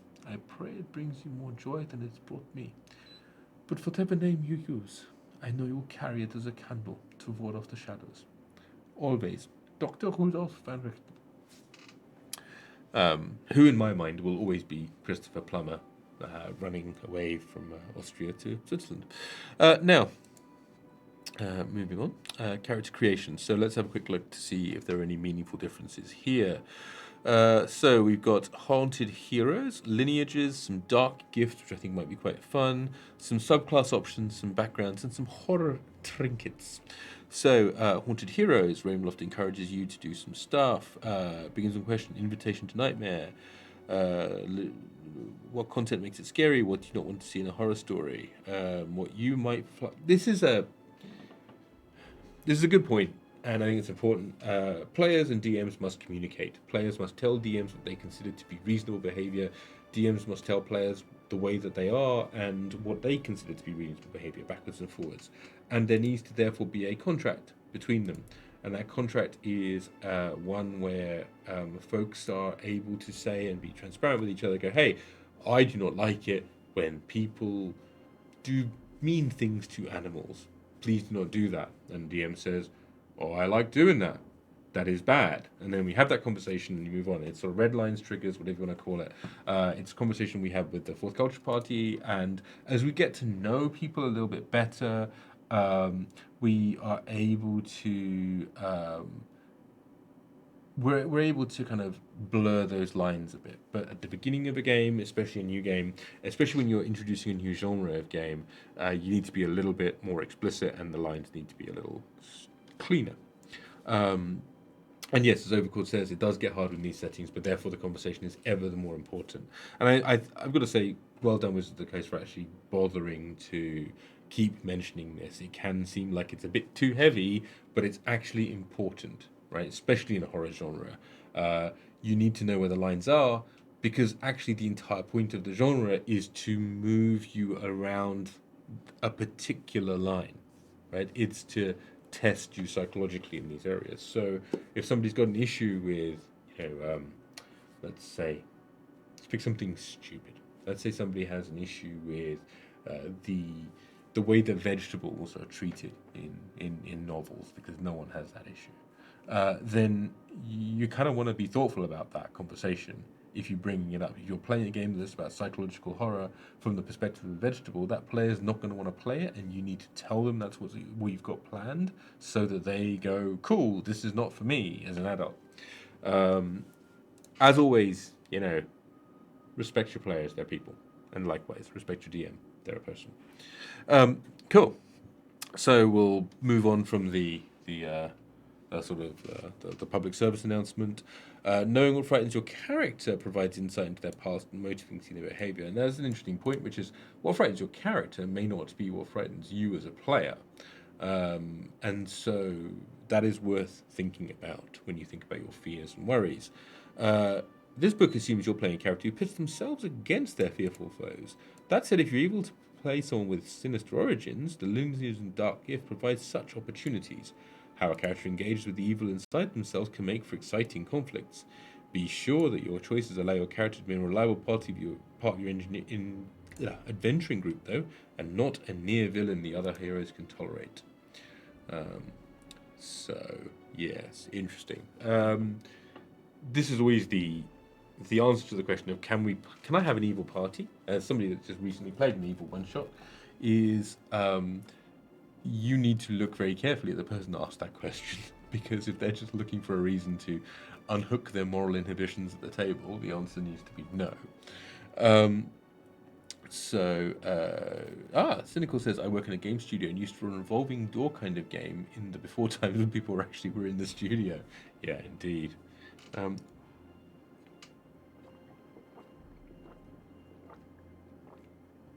It required a lot of open discussion of what people were comfortable with. That, I think, is the core of all of it. And if you just need to replace it nice and simply with, please talk to each other transparently and openly, and don't make fun of other people when they bring things up that you think are trivial. because they're not trivial to them. I think an all-evil party is more manageable than a single character. Overcourt, I do agree with you. I think an all-evil party is it's very manageable. The problem is, why on earth are they aligning to each other? Why with like in the sort of heroic dramatic scenario where somebody's about to like slip off the rope, why would you save that person? And you need to have a good reason. And so not all players are willing to take the big picture view of what an evil party is. And also these days, in fairness, as we talked about alignment in D&D anyway, it doesn't really make that much sense, right? Somebody that is is lawful evil or chaotic good. Like, good characters do bad things, bad characters do good things. Common interest, coming back to that point there, is is the reason why you can actually have a sophisticated game. It could be because it's Suicide Squad. Yeah, in fact, the game that I run on Tuesday morning with Beyond the Crystal Caverns, they're a Suicide Squad group. They're not particularly nice people. They're from the Savage Isles. They are kind of feeling their way around the world, but they're just incredibly self-motivated, and then they're finding a sense of group and identity, and it's currently moving into group against the world, right? I just think there is when you say you just do the right thing for selfish reasons, that is a wonderfully well expressed way of playing a good evil party. I think if you choose to do the right thing, but you're doing it not for any altruistic reason, you're just kind of going, yeah, because it suits my purposes. Okay. In my personal experience, however, just coming back to that mild point, the majority of people who want to play evil characters just want a reason to say, well, it's because my character's evil, therefore I'd get to do that mean thing, and be unbound. Overcourt, it's quite funny. I generally tend towards the alignment system. Still be okay. People want to be unique, and it's unthinkable their values can be on a 3x3 grid. Habits of horror heroes. Focus on the game. Atmosphere requires attention. Limit comedy. Comedy breaks tension. Player fears versus character fears. Understand the difference between playing scaring characters and scaring players. Consent is a priority. This is fair. Just get players' permission to do things. Don't presume. Know what's too far. If a game gets too intense or goes a direction that you want to explore, make sure you and the other players have a method for raising concerns. So there's a bunch of different techniques about that. Add to your own terror. Feel free to make a horrific circumstance work. Just hold on 1 second, folks.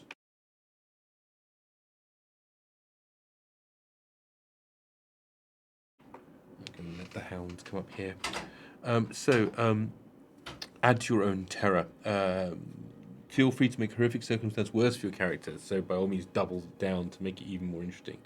There's a really good chat happening in our chat over here right now, actually, which is I'm going to come back to it, which is that you essentially define good as being altruistic. So that's all you really need to avoid to be evil, which I think is the absence of proactive good is evil. Is an interesting point. And I think regardless of how you do this, as long as you allow people space and you treat them and you respect them and respect their choices and you respect other players, I think that's the thing. Most people's bad stories about evil campaigns are actually about players at a table not respecting other players playing the game. And so, you can as long as your players are respectful of other players, of other human beings, you can actually run along them because it's a game. At the end of the day, it's a game. You don't have to be 100% authentic to the player that's down there because you're playing a game. I can smell toast. And smelling toast in a room full of electronics is not a good thing. Oh well, okay. Enjoy the struggle. Not everyone can expect to escape a horror story unscathed. While your characters should do everything they can to survive and triumph over challenges, any scars they gain along the way are part of what makes horror meaningful and memorable. In King of Demons, I generally don't draw attention to your dyslexia, but I also think that having tenets of good is as wonderful as having tenets of good. In my mind, there are literally tents, and those tents are good tents, and you go in them and good things happen to you. So I am I think both of your points are incredibly valid. Having some idea of what your players care about in terms of what they consider evil and good, but also having tents, which are just good things. I think that's a wonderful thing. Now, lineages in the land of mist, power, and dread lie in the simple question: what happened to me? The following lineages races the characters may gain through remarkable events. These overshadow their original races, becoming their new race. The character may choose the lineage during character creation, their transformation having occurred before play events, or it might actually happen during the course of adventures. And so, work with the DM to establish if you're amenable to such development and how such stories unfold. Lineages create your character. At first level, you choose whether your character is a member of human or another fantastic races. Alternatively, you can choose one of the following lineages. If you choose a lineage, you might have once been a member of another race, but you aren't anymore. You now possess only your lineage's racial traits. When you create a character using a lineage option here, follow these additional rules during character creation. Ability score increases, increase 1 by 2, increase diff 1 by 1. So this is the alternate from Tasha's, basically. Hey puppy, you okay? Oh, you're a good boy. Come here. No. Sorry, my dog's just wandered in the room.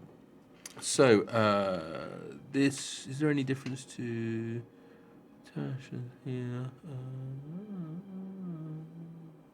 Nope. Seems pretty normal. Oh, you don't get the feet from the looks of it. Let's have a look.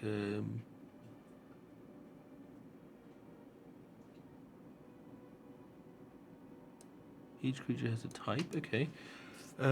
Dampier. This is the one that King of Demons was quite excited about. So let's see. Let's go into it and see how broken Dampier is. Poised between the worlds, the living and the dead, Dampiers retain their grip on life, yet are endlessly tested by their vicious hungers. Their ties to the undead grant Dampiers a taste of vampire's deathless prowess in the form of increased speed, dark vision, and a life-draining bite. With unique insights into the nature of undead, many Dampiers become adventurers and monster hunters. Their reasons are often deeply personal. Some seek danger, imagining monsters as personifications of their own hungers. Others pursue revenge against whatever turned them into a Dampier. And still others embrace the solitude of the hunt, striving to distance themselves from those who would tempt their hunger. Okay. Every Dampier knows a thirst laked only by the living. Those who indulge their thirst... Okay, yeah, fine. While many Dampiers thirst for blood...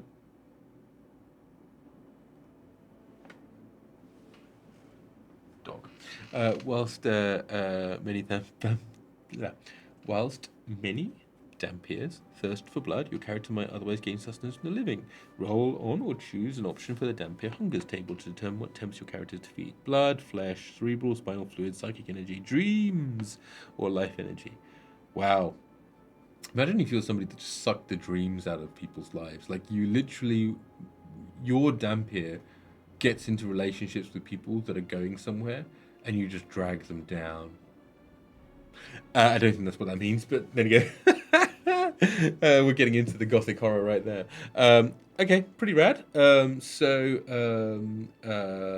see. Dampier origins, often vampire spawn, manner of macabre bargains, necromantic influences, blah blah blah. These tables are just tables, so often I let players pick or just make other things up. It's just a series of suggestions to give yourself some roleplay flavour.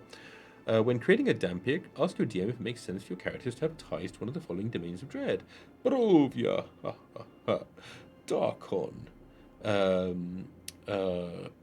Ikath, Jiangxi. Oh, interesting. Wizards of the Coast generally do a traditionally terrible job of representing other cultures, so I will... Hey! Shh. Come on, werewolves. None of that. So we shall see how they've done there. But Dampier traits. You are a humanoid. Dylan. Shh.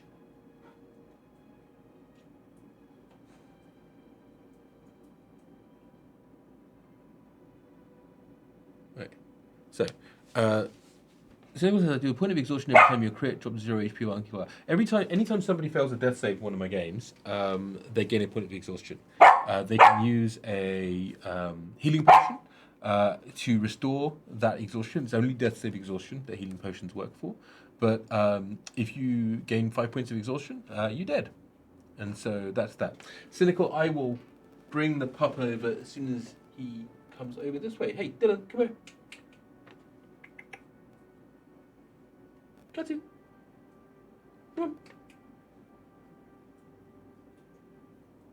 No, they're in full ignoring me. It's afternoon nap mode, Dad. I don't know why you're talking about it. So the key point. Hey, buddy, come here. Come on. Come on. Shh. Okay. No interest at all. Sorry, folks. The pups will not be coming to visit you today. Maybe we'll bring them back a little later. So coming back to that point about the exhaustion. So you fail a death save, you take a point of exhaustion. You recover, you get back up again, you get healed up again, but you've got that 1 point of exhaustion there. The adrenaline of the fight means it only kicks in after the fight, right? If you drink a healing potion, it goes away. It means that there are consequences to clerics who want to do I'm just going to wait until you lose your last hit point and then healing word you back up again. I'm going to hold your healing word. It means, yeah, you can do that, but in a long fight, if you do that 5 times, your player's dead, right? Like your character's dead. And I think it creates some consequences to that, right? So it means that people actually have to proactively heal. Now, D&D, 5th edition D&D system is not set up well from a healing mechanics perspective. There just are not enough reaction heals, right? So as a result, somebody gets hurt badly and your cleric cannot use a reaction to heal. Now, I think that is broken. I think there's something that is useful to do that. But I think, the one thing I would like to genuinely spend some time thinking about at some point is how to change the healing and the long rest mechanic. So yeah, there we go. So as we go to the damp here. So ancestral legacy we talked about a second ago. You replace rate. You keep any of the following skill proficiencies: flying, climbing, swimming. Fine. 2 skills of your choice. You're going to keep it. 60 feet dark vision. Deathless nature. You do not need to breathe. Spider climb. You have a climbing speed equal to your walking speed. At 3rd level, you can move up, down, and across vertical surfaces and along ceilings while leaving your hands free. Well, that's just stupid. Sorry, putting it out there. That literally is game-breakingly bad. Because your barbarian, your monk, anything like that is now just absolutely able to just the headache that comes with that. I know it makes sense. I know it's very Dracula, but it just nope. Okay. Vampiric bite. Your fanged bite is a natural weapon, which counts as a simple melee weapon. Blah blah blah. I do like the idea of a vampire monk. Simple blah blah blah does damage here. Gain hit points equal to hang on a minute. You add your Constitution modifier to the attack and damage rolls. So 1d4 plus Constitution, so perhaps 9. You get advantage when you attack if you're less than half your hit points. And you can empower yourself when you do attack with either a bonus equal to the piercing damage dealt by the bite. That's strong. Or you can regain hit points equal to the piercing damage dealt by the bite. That's pretty strong, I think. Pretty strong. You can empower yourself with a bite a number of times equal to your proficiency bonus, and you regain all expended uses when you finish a long rest. Yeah, okay. I mean, I don't know. Here is where I don't enjoy the damp here. I get it. I get that people want to play, the Daywalker. I get that people want to play like the half undead that is that wanders around, right? I want to play that. I, as a player of Vampire the Masquerade, really, I did play that. I think what I don't like about this is that it's just overpowered, right? But even putting aside the overpowered, it's like there's nothing particularly iconic about it. It's just powerful. Maybe I'm just sort of like maybe I'm just being cynical, right? But it's just like you're a little bit faster. You're able to take any of your existing racial stuff. You'll get some dark vision. You don't need to breathe. I mean, that's OP as fuck. You can move up any surface you want to. You are, by the way, you also get the ability to like do the, you know, and you can drink some blood and do some other things like that and all the rest of it. I mean, it's like there's nothing in this that makes me go. I did a review of some of Kel's races and concepts earlier, and some of them were OP, right? And some of them were Kel, by the way, is Kel from Awfully Queer Heroes, who's in the chat, who's putting some stuff put together as going on Kickstarter. It's wonderful. It's really good. So when this VOD finishes and you go to the beginning of it, that's what we did there. But there's a lot of flavor in all of those races. And so, yes, whilst I might want to take out some of those powers and tune them down and rebalance them and all the rest of it, like there's absolutely nothing that I'm there going. I'm not left thinking, well, yeah, but I could use a bit of flavor text, right? I just think it's just a bit like, oh, cool. Well, your Blade or your that dude from Baldur's Gate 3. It's yeah, not winning me over on this one, I'm afraid. Sorry. Would love to. If somebody said to me, I want to play Blade, and I've got this great idea, I want to play a character like that. Sure, we can go get the Dampier rules and cross through some lines, but you could have done that anyway. Honestly, I just don't see that it's a. I don't see it's a massive improvement, and I do see a legion of Dampier emo warlocks appearing in people's games. But hey, who am I to criticize how other people like to play their games? And if you want to play a Dampier emo warlock in your game, and your DM is happy with you playing that, you knock yourself out and have a great time, because that's what the point of this game is about. So, coming on to that, Hexblade. Where wishing fails, ancient magic can offer a heart's desire, at least for some time. Hexbloods are individuals infused with eldritch magic, fey energy, and mysterious witchcraft who enter into bargains with hags. Hey, Barra. Barra, is this you, Barra? I think this might be you, Barra. Hexbloods are individuals infused with eldritch magic, fey, and mysterious witchcraft. Some who enter into bargains with hags gain their deepest wishes, but ultimately find themselves transformed. These changes evidence a hag's influence. Ears that split in 4 points, blah, blah, blah, blah, blah, things like that. Okay, fair enough. So these are people that have made deals with fey entities. Heir of Ags. One way Ags create more of their kind is through creation of Hexbloods. Every Hexblood exhibits features. So these are the sort of somehow related children of hags type thing. So when creating a Hexblood, consult with your DM. I don't really see what these have got to do with Ravenloft, though I guess it's more of a, well, we're doing a horror book, so we'll take the Unearthed Arcana horror stuff and put it in here.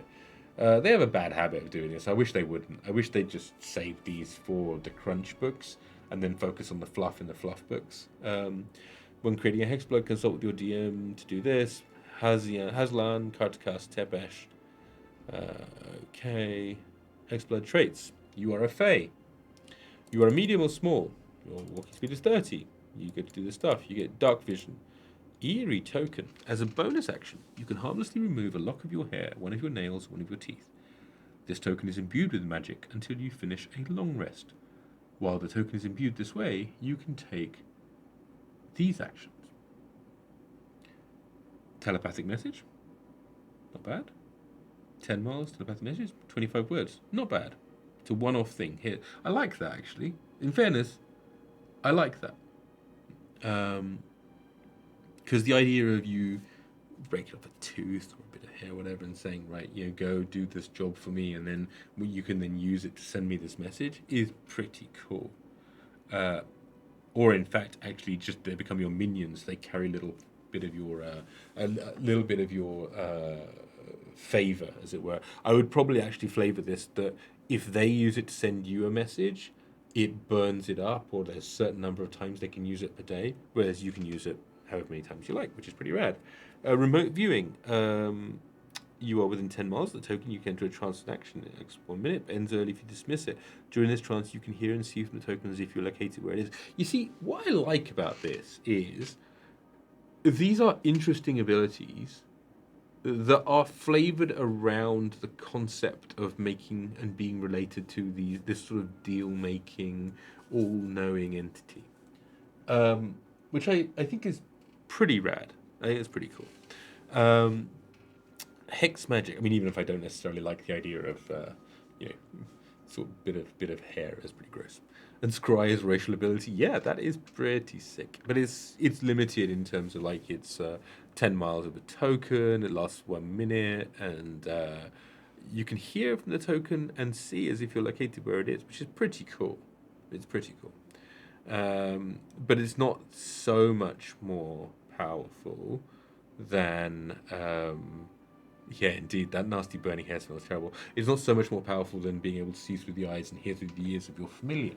It's just, it is definitely a tier up, but it's also restricted. One thing that is here, though, is that the token can be created once per long rest. It doesn't say how many tokens you can have at once.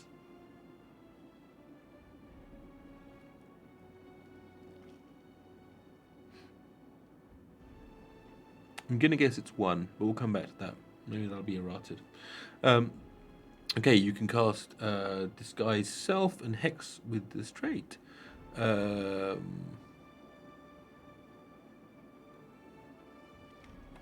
cast it again to finish a long rest.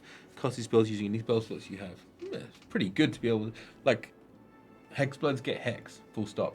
I have thought for a while that they've been trying to get rid of the Warlock dip. That the idea of taking Warlock 1 so you can get Hex, rather than saying, well, look, here is this sort of, what's the phrase we're after, lineage that means that you can actually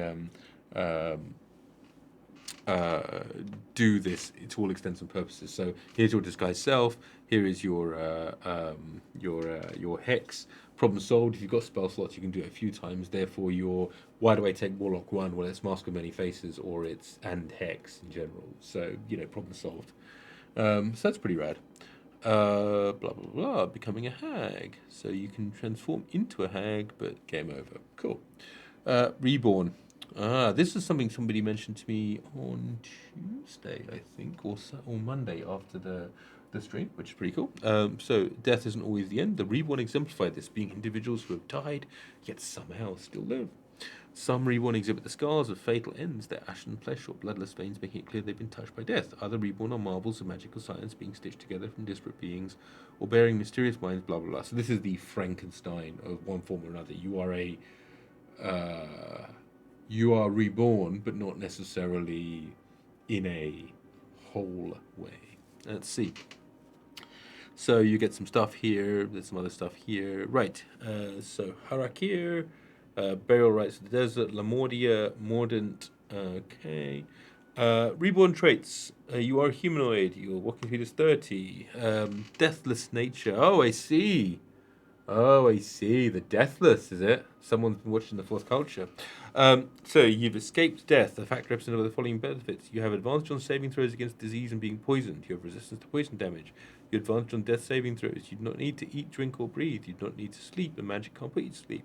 You finish a rest in 4 hours if you spend these hours in an active, motionless state, during which you retain consciousness. Okay. You remember glimpses from the past, perhaps faded memory from long ago, blah, blah, blah. That's it.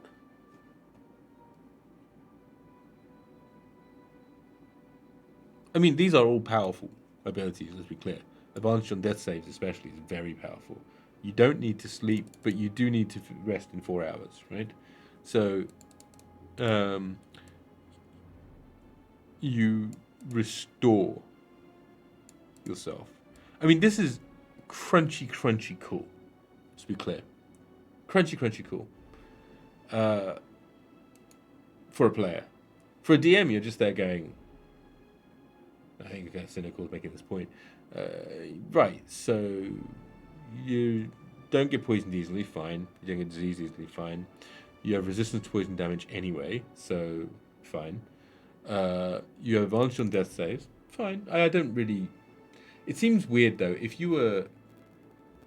Yeah, I mean, I'm not sure about that. You don't need to eat, drink, or breathe. Okay. You don't need to sleep. Magic can't put you to sleep. Okay, I don't need to sleep. Fine. I can finish a long rest in 4 hours, and that's just really like a torpor of restoring yourself in however that is. Oh, there's a little bug from somewhere. Let me see if I can fix that. Pardon me 1 second.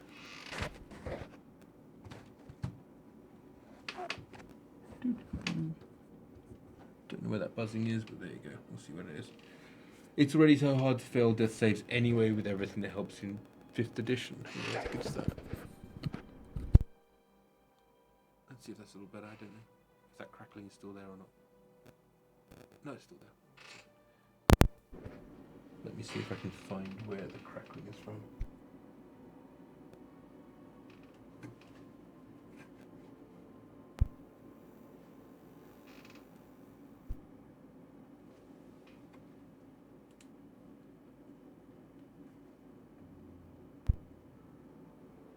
Right. Well, we'll see if that's working. Anyway, where were we? Yeah, look, it's at the end of the day, it's fine. It's powerful. It is. Yeah, overclocked. I would be tempted to say that too. I'd say that you're actually rolling death saves at disadvantage because, you know, the god of death does not appreciate you. But hey, I get it. I also just the thing I want to say is there's no shtick here. It's like it's basically like a construct, right? And there's no actual. Here is the shtick. Here's the thing. Like, oh, you can absorb other creatures' souls when you kill them. Like you're reborn, but you don't have a soul of your own. So whenever you kill another creature, you actually need to grab their soul, right? And that's how you remain like alive. That all of a sudden is like it's a build a spender mechanic, but it's got some cool to it, right? Like, and you need a certain number of this in a period, otherwise you die or whatever it is. But whenever you kill another creature, you gain some of their soul, which means you can spend it to do X, Y, or Z. That I think would mean that you had a character motivation or a game motivation that would be you can tell that you've been playing World of Darkness. Not recently, I'm afraid. I last time I played Vampire was probably 20 years ago plus, but it is I love those games. So dark gifts. The dark gifts influence many who struggle within their clutches, tempting both the innocent and the ambitious.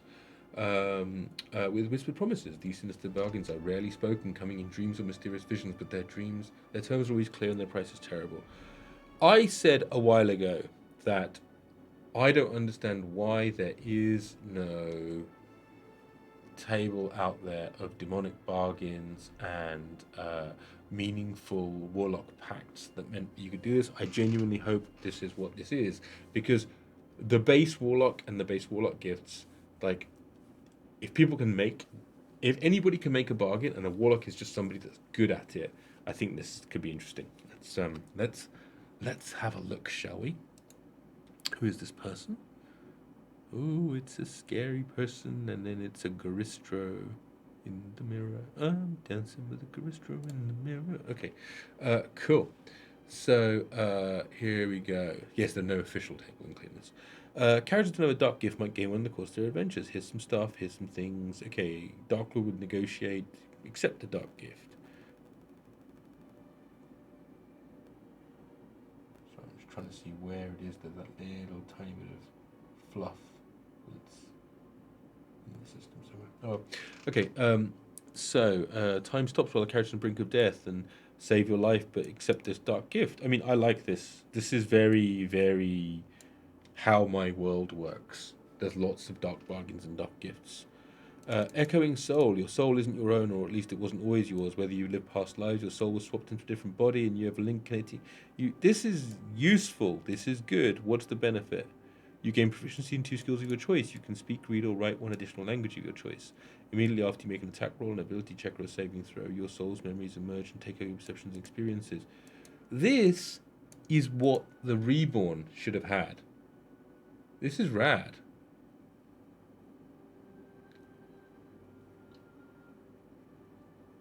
Oh, mate, thank you so much, Cynical. Sorry, I was like, I just said good work, but that's so nice of you. Thank you very much.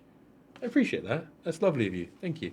Um, but this Soul Echoes, I think, would have been amazing to. And I think if I was doing this, if you took one of those sort of what do they call them? What was the name of them? Were they Reborn? Reborn. If you took a Reborn, like by default, I think I would give you this. I would say you get this Echoing Soul gift because it just makes so much sense. Um, That's very kind of you. Thank you. Now, let's keep going then. Where are we? So that's Echoing Soul. You can speak, read one additional language. It basically means that you then have these voices in your head. I actually, in one of our games, Shane plays a Phantom Rogue, and he's got to ninth level, and as part of that thing, he now is able to manifest the little tokens and stuff. And that's a class that doesn't really get into its stride until ninth level, which is a shame in many ways because not many games go beyond that. Though on the fourth culture, we're going to try and go beyond that. But I think that's a super interesting class once you're able to start talking to the voices and playing with it. So anything that allows you to talk to voices inside players or characters' heads as a DM is a wonderful gift. Intrusive echoes.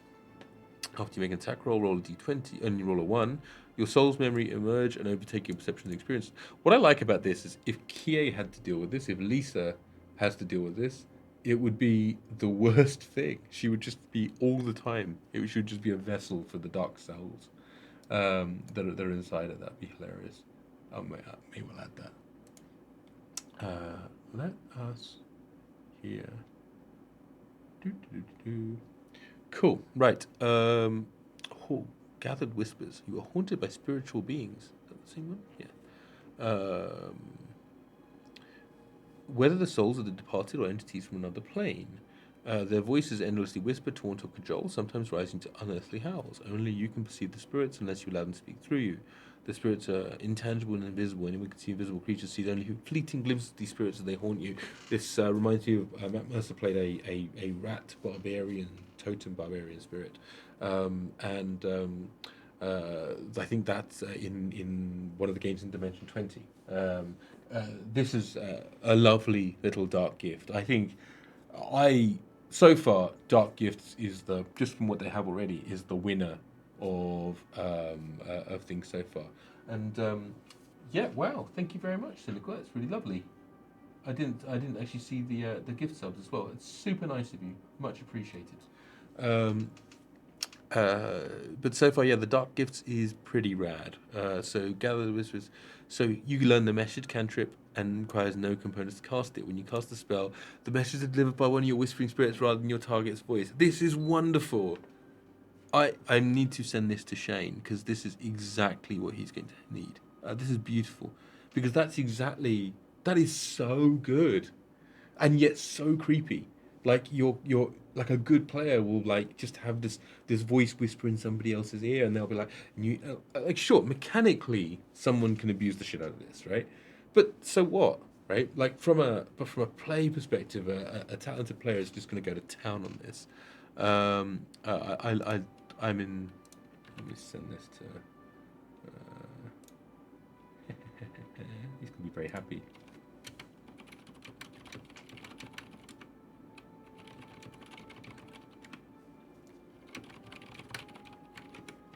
So, Tobin's come join the stream because we're talking about him. You learn the message cantrip if you don't already have it and require no components to cast it. That's nice. When you're hit by an attack roll, you can use your reaction to channel your haunting spirits, letting... Oh, totally. Cynical. Absolutely. I mean, I think the reality is most players, when I say exploit it, I mean... There's a fine line between innovative play and it being an exploit. But yeah, you know what I mean. I just like the idea of, exactly, so Overquartz hit it, like a different spirit each time. So every time, with the Phantom Rogue as well, it's so rad. Because every time you kill somebody, you kind of have that whole experience. Or with Kie, with the souls inside her weapon, I'm liking this. I'm very happy with this. When you're hit by an attack roll, you can use your reaction to channel your haunting spirits, letting their voices howl through you. If an attacker isn't deafened, add your 1 second. Hold on.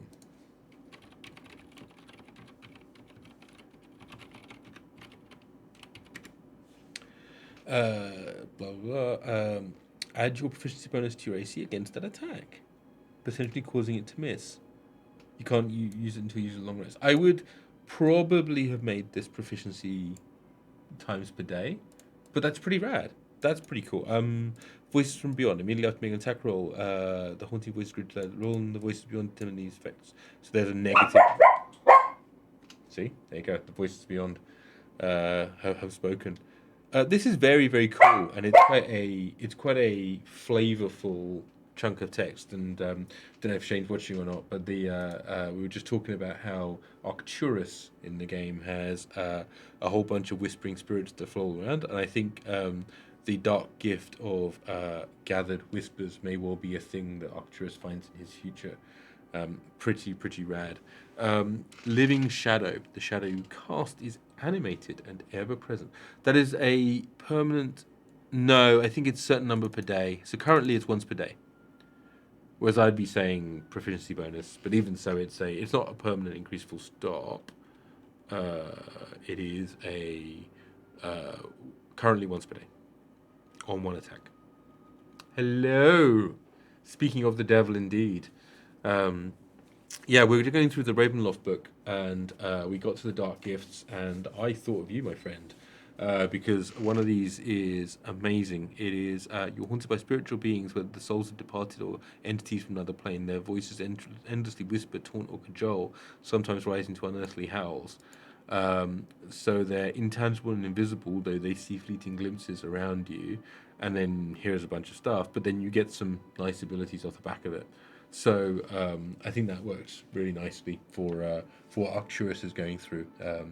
Lacrio in the chat is Shane, who's one of my friends, who's also in the member of the Beyond the Crystal Caverns mob on Tuesday mornings. Living Shadow. The shadow you cast is animate and ever present. Even when lighting conditions otherwise prevent it, your shadow occasionally moves out of sync with you, does some cool stuff. You learn Mage Hand. Cool. You gain Shadow Strike. Pretty rad. Ominous Will. What's Shadow Strike? You can increase your reach by 10 feet because your shadow stretches and delivers the attack as if it were you. That's quite good. Ominous Will. Immediately after you make an attack roll, roll 1. Your shadow exerts a will of its own and might assist or hinder you or those around you. Next time your creature is within 30 feet of you that can make an attack roll, an ability check, or saving throw, roll a d4. If the number is odd, reduce the total by the number rolled. Even, reduce, increase. Okay, fair enough. Yeah. Shadow Strike Rogue is clearly obscene. Same with Vampiric Touch, same with a bunch of other things that you could probably use that quite well for. Again, it's not got the worst of negatives, and it's not so terrible that it's awful. Given that rogues can already sneak attack with ranged weapons anyway, I don't know that it's going to be hugely overpowered. So far, I've been enjoying these Dark Gifts. Mistwalker. The mists grip all who tread the domains of dread, but you know how to slip through their grasp. You can navigate the mists successfully given enough time and little luck, but this freedom comes at a price. If you remain in one area for too long, the mists find you and drain your life force. Roll on or choose an option from the Misty Travels to help below blah blah for how you developed it. So you can cast Misty Step, crunchily. Once, and there you go. Okay, that's good. Miss Traveler, you're treated if you possess a so basically this is what the Vistani in Strahd's domain have. Poisoned roots. When you finish a long rest, the world around you in 10 minutes becomes a siphon that eventually leads to your vitality. You can remain in the area safely for a number of weeks equal to your constitutional modifier. Thereafter, each time you finish a long rest, you must succeed a DC 15 con save or gain a level of exhaustion that cannot be removed while you remain in the area. Interesting. That's an interesting idea. It kind of forces you into being wanderers. What is the 10-mile radius? So basically you have to, literally every N weeks you have to move 10 miles. I don't know that for a given player in your average murder hobo game, this is a big deal. But for a you know for a negative, it's quite interesting. It's very fluffy. It's got a lot of tangible game to it. But to King of Demons' point, he said, I don't want to track that. And I agree with you. I think it will have to be down to the player to track it. But fortunately, certainly I'm lucky that most of my players are mature enough they'll track their own ups and downs. So it's quite good. Um, bum, bum, bum, bum, bum, bum, bum, bum, bum. Cool. Second skin. There is another side too that most people do not see. When you this is the Dr. Jekyll and Mr. Hyde type of thing. So it is transformation. You can cast Alter Self to appear in your second form. When you do so, you gain the effects of the change appearance option. Cannot end it to gain the benefits of a different option. Casting Alter Self in this way requires no spell slot. You must finish a long rest before you happen again, so once per day. Your spell casting is in blah blah blah. Okay, fine. You can use a slot. Okay, when you use this, select cosmetic appearance until it ends. It marks you until you actively hide or disguise it. It is perceptible, such as scaly skin, stunted wings, eyes without pupils, a bunch of other things like that. Involuntary changes. Some things can make this happen involuntarily. That's great. But what do you get? Sorry. What does Alter Self do? Double checking. Adapt your body to an aquatic environment, change your appearance.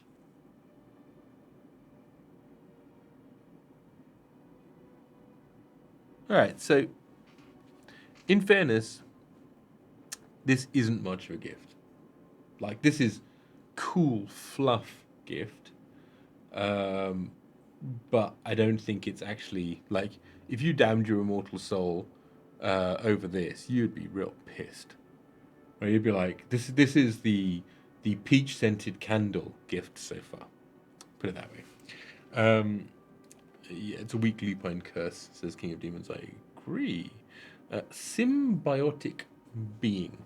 A second being resides in your body along with you. It manifests physically somewhere on you and relies on you for its survival. This is like the only person I can think of when I think of this is Lieutenant Dax from Star Trek. At the same time, it offers you knowledge and other assistance, either of its own volition or because of your intertwined nature. A symbiote has its own personality and agenda, which might be at odds with yours. If you ignore its desires, it might choose to interfere with you. So far, so good. There is no way to be rid of the symbiote while you have this dark gift, even if you go to drastic lengths, such as severing the part of your body where the symbiote resides. It reappears in your body in another location next midnight. Basically, this is Ravenloft herpes. Roll on this thing, blah blah blah, and then it is a separate entity with its own physical form bound to you, bound to yours. It isn't a separate creature and relies on you to survive. It has its own int, whiz, and charisma. It does some things. This is quite involved so far. Symbiote has some skills and understands languages. Choose one of the following skills. It gains proficiency. If you die, says your symbiote. If you are subsequently returned to life, your symbiote returns as well. How interesting. Has a vested interest in your survival, take steps to ensure it. When you fail a saving throw, you can choose you have a symbol to expend one of your hit dice and add the number rolled to the saving throw.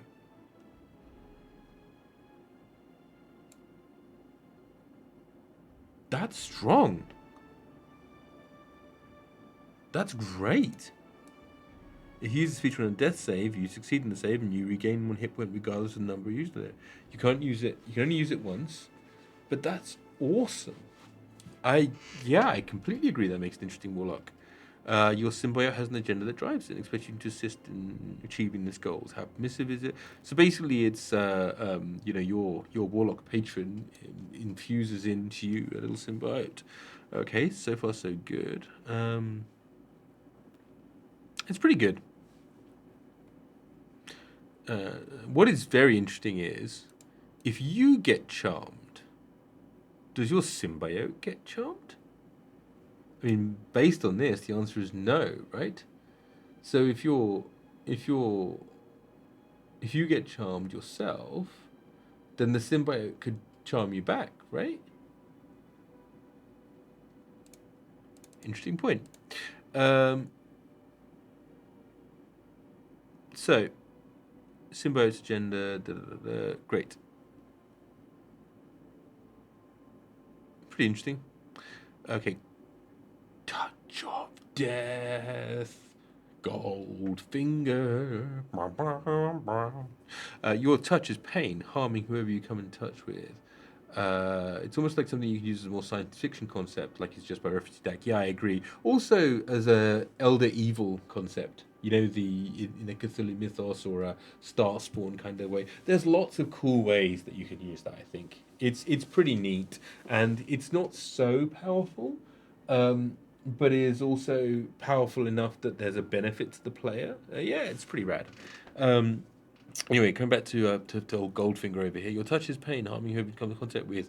The deathly power within you is beyond your control, and inflicting any who touch your bare skin. By the same token, you can deliver death to your enemies with a touch. Okay, it's great.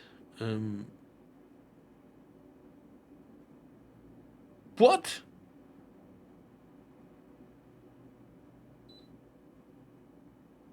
Okay, as an action, make an unarmed strike. So it's not quite monk level. Otherwise, that would be awful. But on a hit, the target takes an additional 1d10 necrotic, 2d10, 4d10 necrotic on a single strike. But it's only a single strike in fairness. When you hit a target with an attack roll and deal necrotic damage, you ignore their resistance to that damage.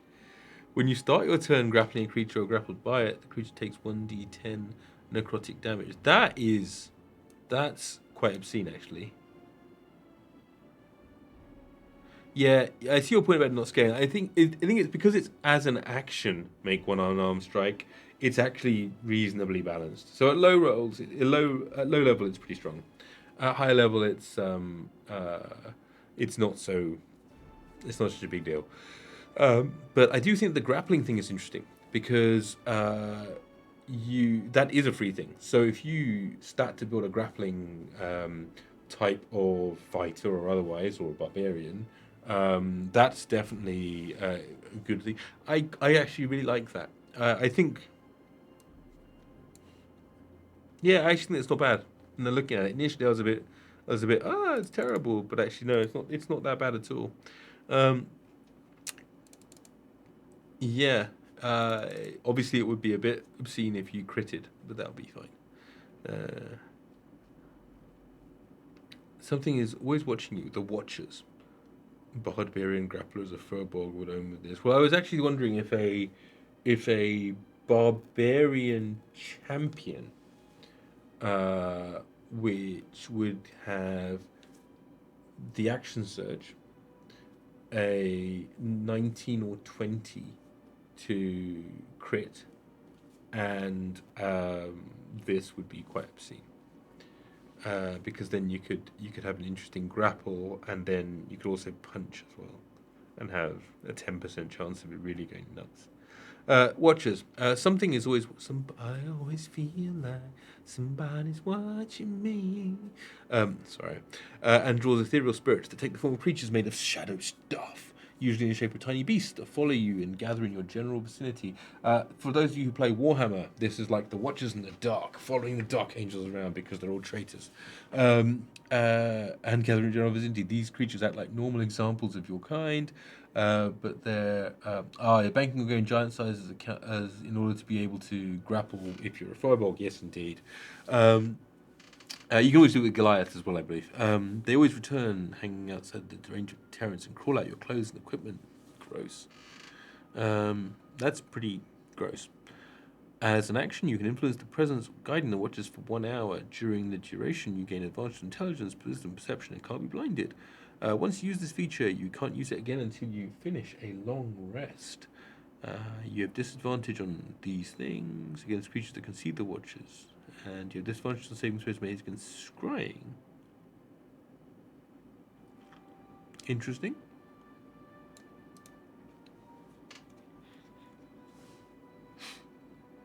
So what do I get? Advantage and can't be blinded. That's not a gift.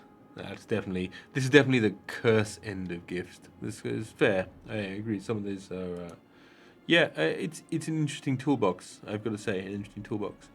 So there are 2 classes to go through. I am going to take literally a quick 2-minute break or so, just to be able to do some stuff, and then I'm going to come back and carry on through this. So I'm going to leave you with an amazing picture. There we go. There's an amazing picture. I shall be back in just a minute, and we can carry on.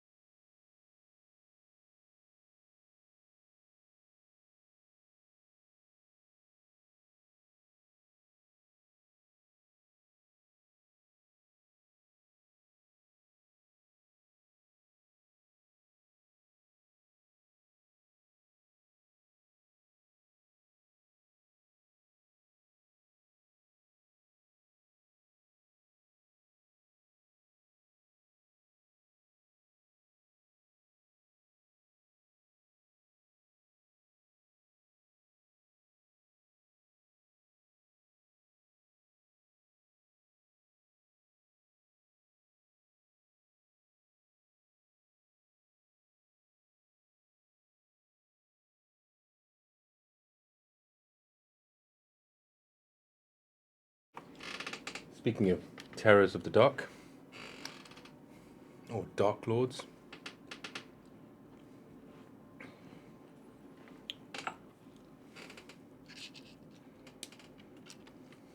hello, buddy.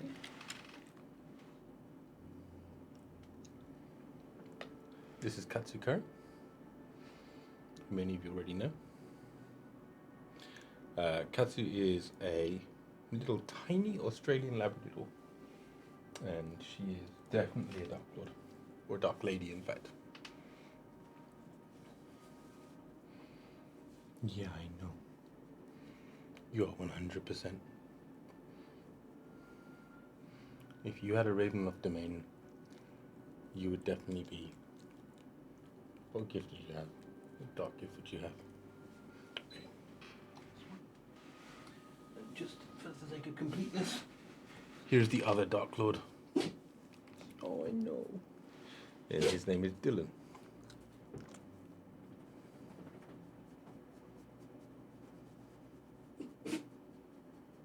And they are both Australian Labradoodles. He is very lovable. Yeah.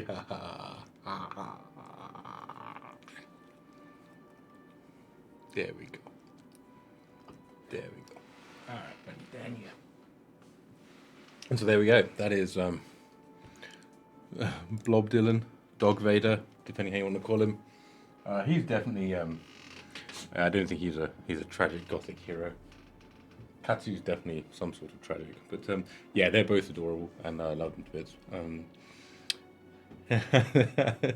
Thanks very much, Maka. Always a pleasure to see you, mate. Now, as we carry on with our review of Von Richten's Guide to Ravenloft. So far, the review has been principle, fine. Races, meh, not great. Kind of hex is interesting, blah blah. The Dark Gifts is good. Actually, good bordering on very good. Now we're going to look at the... hello, buddy. I know. I'm talking crazy. You don't know why. And now we're going to look at the classes of that have been added as part of this book. And so we have the first of the subclass options, the College of Spirits. Bards of the College of Spirits seek tales with inherent power, be they legends, histories, or fictions, and bring their subjects to life. Using occult trappings, these bards conjecture spiritual embodiments of powerful forces that change the world once more. Such spirits are capricious, though, and what the bard summons isn't always under their control. Now, here's the problem. In my mind, regardless of what the rest of this says, I just think these bards are cold readers. So it's basically, Dylan, what are you doing, buddy? Sorry. Having brought a dog up to cuddle it, it's now very excited. Dylan, come here. Come here. Come on. There's no food anywhere. I know, but they're definitely dice and they're definitely not food. Excuse me, I'm going to save some of our players' dice from the pup. Give me a second. Hey. Okay, it's good.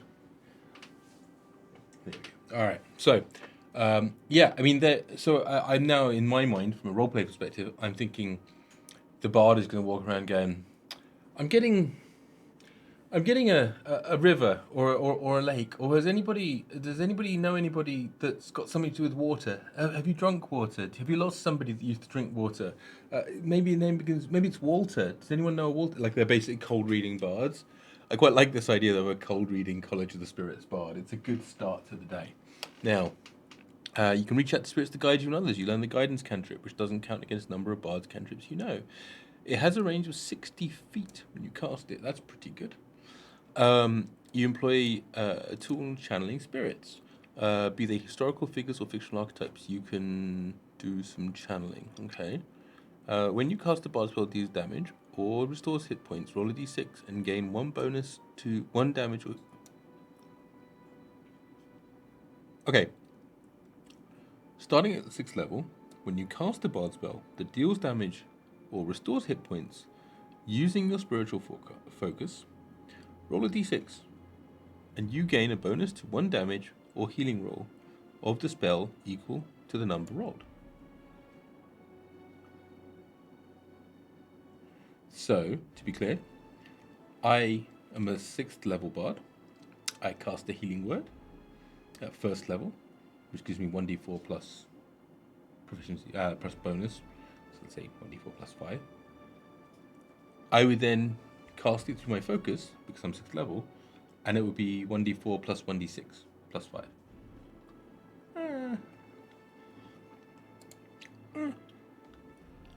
Very similar to the lineage effects that Reborn get anyway. I don't think it is. When we saw the lineage effects of Reborn, it seemed pretty meh. I mean, like, it's can't eat, can't sleep, can't do stuff, but it was like, never.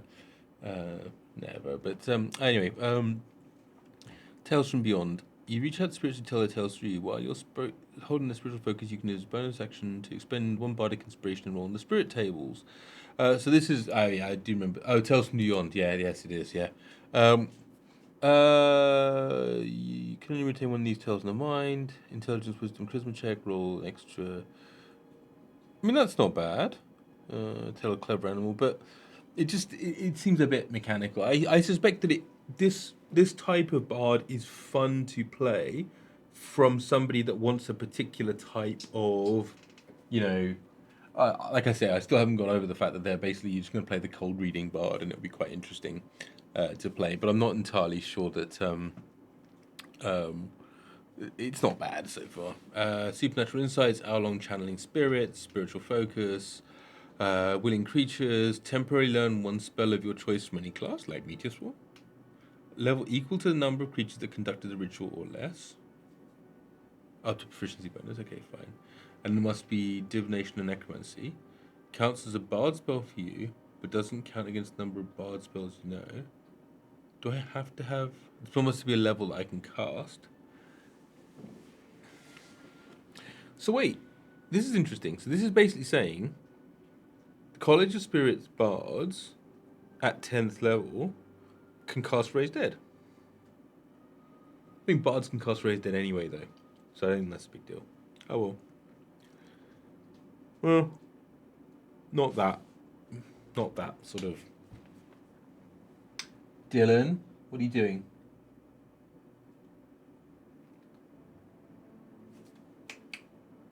Excuse me, I need to go and rescue something from a pup. Mister, what is that?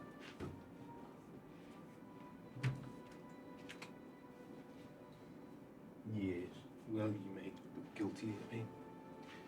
He has the most adorable guilty look. It's just like, I'm guilty. I admit I'm guilty.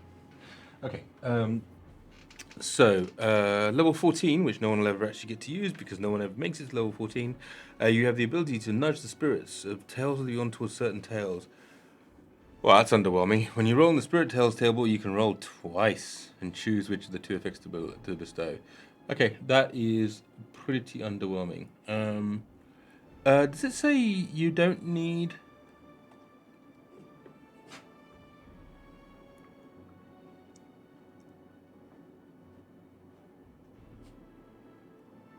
No, Maka, it says you learn one spell. But it doesn't... you still need the components, and it uses a spell slot. It basically just says all it can do is the spell must be a level you can cast, must be school divination necromancy. The chosen spell counts as a bard spell for you, but doesn't count against the number of spells that you know. But it doesn't actually cast it. Oh yeah, if you actually cast the spell, and it bypassed like all the, sure, I have to sit here on my cliff with a bunch of spirits and 5 people for an hour, but at the end of it all, we've resurrected somebody and saved ourselves 1,000 gold. That's pretty rad. But I don't think it is that. At least not the way I'm reading it. It's just a learning of the spell. It's just basically another way of doing what is it called? Mystical secrets, or I can't remember the one the law bard has.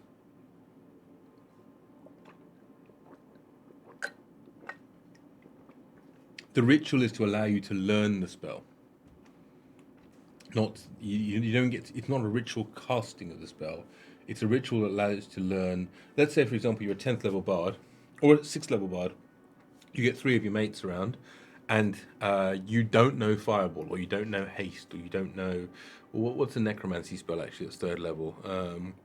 So Necromancy or Divination was those choices. So what's the 3rd level Divination spell?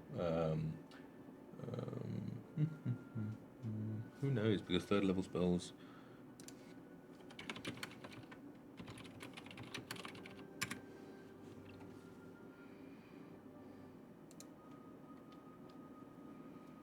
Let's take a look. using D&D Beyond. Filter spells. Uh-huh. We'll have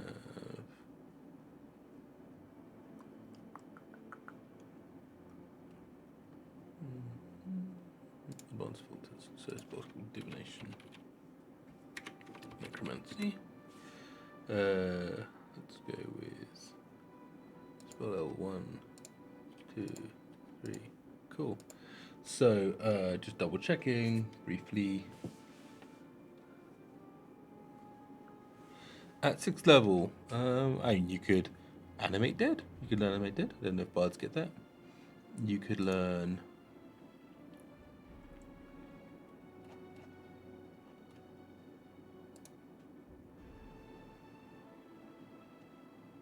bestow curse, feign death, revivify. Yeah, I mean, being able to learn revivify is not bad. I think bards really can. Speak with dead, spirit shroud, summon undead, life transference, clairvoyance, tongues. It's not a bad thing to be able to say, look, we're all going to get in a circle and give me the option to pick a spell from this list. You know, and in fairness, you could pick some spells that you wouldn't normally have access to. Fortune's Favor. You know, there are some useful things in here. Gift of Alacrity is another one, right? Hey, but yeah, I think it's a reasonably balanced thing. So this is the big one that everyone wants to be interested in, is the Warlock the Undead. You made a pact with a deathless being, a creature that defies the cycle of life and death, forsaking its mortal shell so it might eternally pursue its unfathomable ambitions. For such beings, time and morality are fleeting things, the concerns of those for whom the grains of sand still rush through life's hourglass, having once been mortal themselves. These ancient undead know firsthand the paths of ambition and the routes past the doors of death. They eagerly share their profane knowledge along with other secrets with those who work their will among the living. Indeed, aren't all past these type of creatures as I recorded? That's what I was thinking in my head too. Beings of this type include the Demlich, a come on. The vampire tyrant, Kaz the bloody-handed, the Githyanki Lich Queen Blarkith, the Dracolith Dragotha, the undead pharaoh Anktipot, and the elusive Dark Lord Azalin Rex. So, fair enough. So this is basically saying you made a pact with the undead. Okay, fair enough. The undead, let's choose expanded spell list. When you learn a warlock spell, the following spells are added to the list. Cool, I guess that's fine. Phantom Steed's quite nice to have on the list. Form of Dread. I am the law. You manifest and aspect your patron's dreadful power. As a bonus action, you transform for 1 minute. You gain the following bonuses. Temporary hit points, 1d10 plus warlock level. Okay, first level, not bad. Once during each of your turns, when you hit a creature with an attack roll, you can force it to make a wisdom saving throw, and if the saving throw fails, the target is frightened of you until the end of your next turn. Once during each of your turns, that's not bad either. You are immune to being frightened. That's pretty strong, first level. Do it proficiency bonus number of times. Some aspect of your patron, so be a crown of shadows, could be a robes of your lich patron, your body might glow, but that's pretty decent. That's pretty decent indeed. Okay, at 6th level. Right. Your patron... What? Okay. At 6th level, your patron's power have a profound effect on your body and magic. You don't need to eat, drink, or breathe. Well, that's broken one of your Dampier things. In addition, once during each of your turns, when you hit a creature with an attack roll and roll damage against the creature, you can replace the damage type with necrotic damage. While you are using your form of dread, you can roll an additional damage die when determining the necrotic damage the target takes.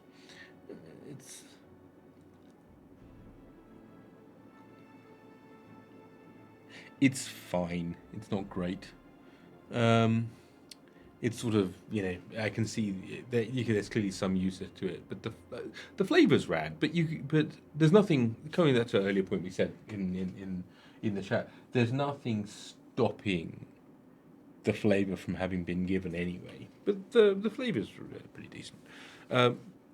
Necrotic touch. Your connection to undeath or necrotic energy now saturates your body. You have resistance to necrotic damage. Fine.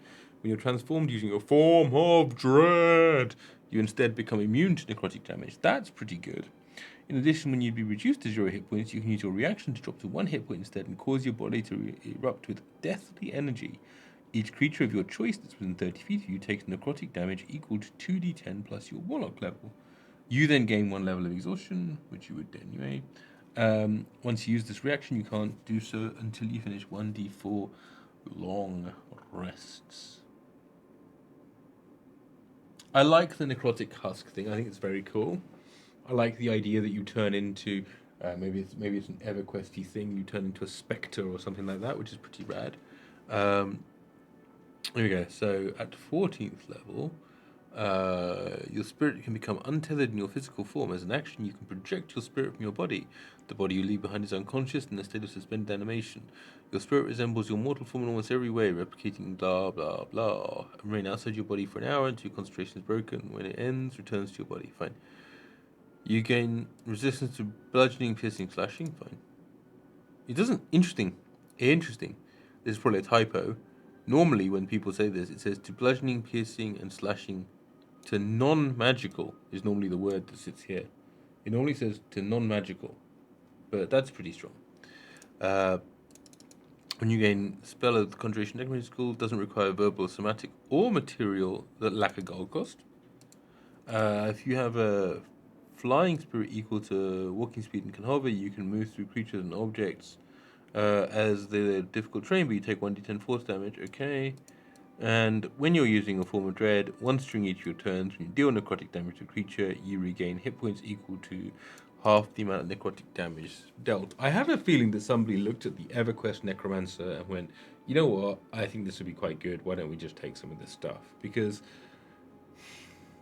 yeah, it's... I don't know. I think fluff-wise, it's an interesting class. Crunch-wise, it's massively underwhelming. As it is, I think, as I said before, one of the things that I find frustrating about Warlock is there genuinely aren't enough reasons that somebody would play a Warlock to 14th level, and I still think that's true. I still think that, this is a cool set of abilities, and it's interesting, but Warlocks are still very much about flavor and roleplay, which is great. What on earth is that? What are you doing there, puppy?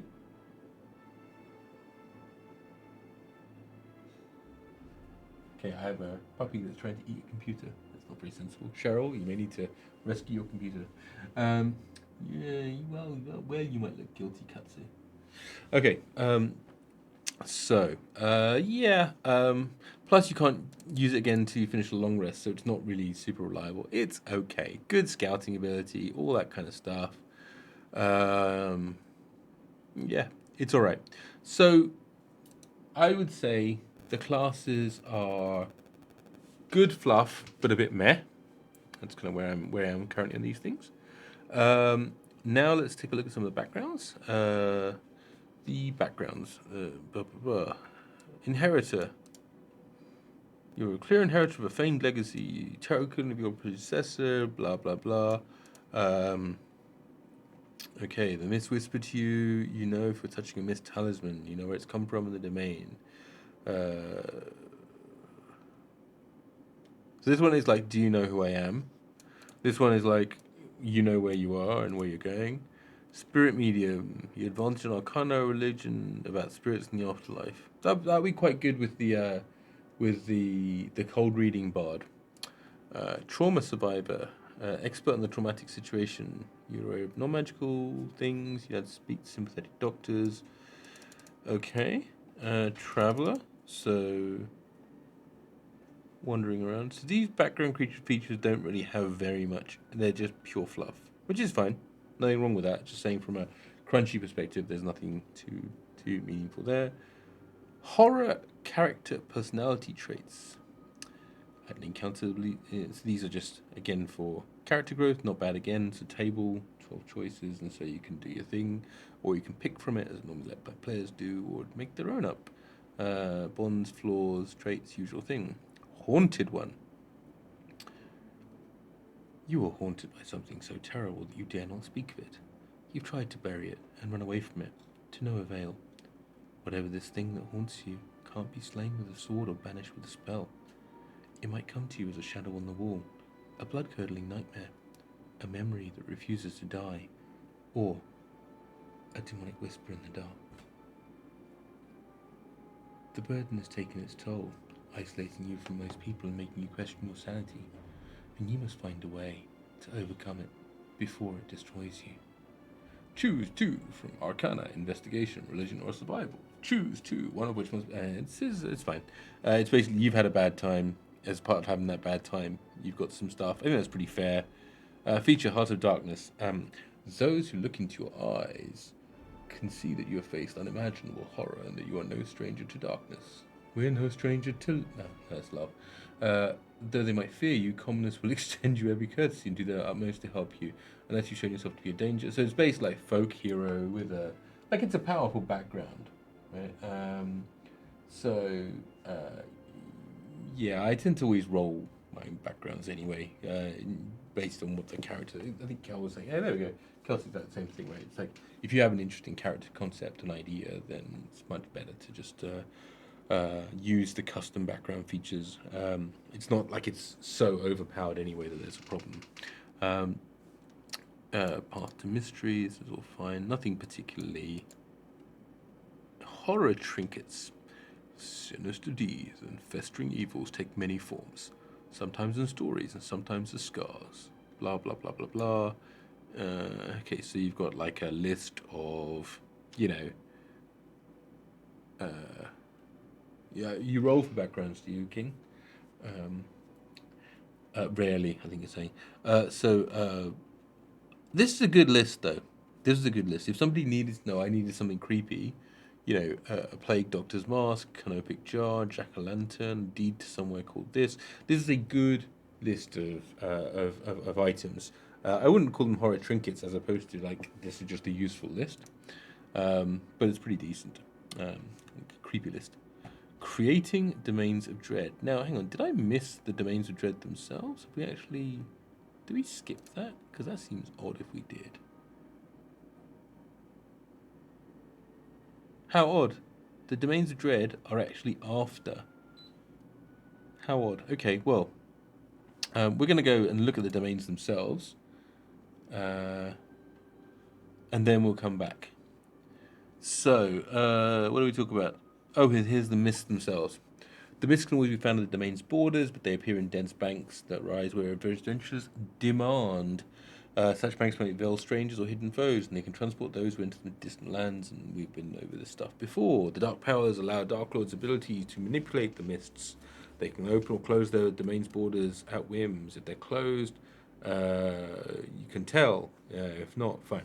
So a creature that starts its turn in the mist must succeed in a DC 20 Constitution save or gain 1 level of exhaustion, and it cannot be removed while it's in the mists. No matter how far a creature travels in the mists or which direction it goes, it gets turned around, so it eventually ends up back in the domain it left. So they fixed that. They fixed that. They've kept that the same.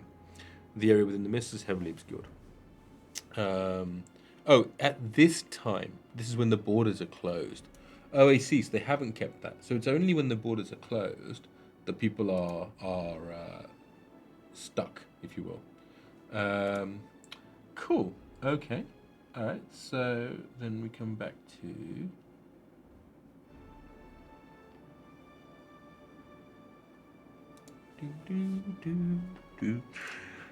Most Dark Lords can keep them enclosed indefinitely, open at will. Some changes this. It does remind me, one of the nicest planes that I can seem to remember, if I recall correctly. I mean, there's two, but it's Zoriat in Eberron, if I recall correctly, is the plane that kind of represents all things, and so it's basically chaos, but it also has no concept of time in it. It has no concept of real space in it. The entities that exist in Zoriat, it's basically like the warp in Warhammer, and as a result, it's super cool, right? And there's a part which is like I would have wanted them to have put these domains in somewhere like the warp, where all things could potentially exist. And because all things can potentially exist, then you end up with a much more coherent sort of framework. Cool items, probably using stuff into areas of dungeons instead. Yeah, I agree with you. Cool, I think that's exactly how I'd use it. Wandering the Mists. So here we go. This is some random tables walking around pointlessly. When mysterious magic. So there's a lot of words in this game. Here we go. So what do we have here? Magic and metaphysics. Rarity of magic, corrupted magic, prison of souls. Everyone amongst the domains of dread is a prisoner. The Dark Lords are the most prominent captives, but every creature claimed by the mists dwells outside the natural order's multiverse. Even death doesn't afford an escape from the dark powers, which hoard every soul that falls into their clutches. It's very similar, I think, in some ways to the current World of Warcraft extension. Death in Warcraft. When a creature with a soul dies amongst the domains of dread, the spirit becomes caught in the mist and cannot travel to the afterlife. If a creature that's been dead for 24 hours returns to life by a spell or supernatural means, it realizes its spirit is trapped within the mist, likely forever. Using the rules for fear and stress, the creature gains a new seed of fear. We're going to check those out in a minute. If a being with a soul dies and is not returned to life, the soul remains trapped, and the process that can take decades. Individuals who inherit the same soul over generations often look like and might recall memories of their past life, which I quite like. That's quite an interesting one. Hello, Realities Pod. That's quite interesting. So there's a kind of core that then ties in earlier to those sort of the fact that you're the same soul and you remember past lives and remember past experiences. I guess it is a sort of reincarnation. Planar connections. Each domain has its own demi-plane, isolated from all other planes, including the material plane. No spell allows escape from domains of dread. So I think they've got confused here, because earlier on they were saying it was part of the Shadowfell. Spells such as astral projection, plane shift, teleport, simply fail, as do effects that banish creature to another plane, which means banishment no longer works. Magic that allows transit to the border of the ethereal plane is exception to this rule. Creature that enters the border of ethereal from the domain is pulled back into the domain it left upon leaving the ethereal.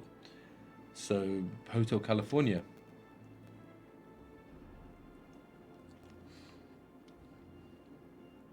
You can check out anytime you like. You can never leave.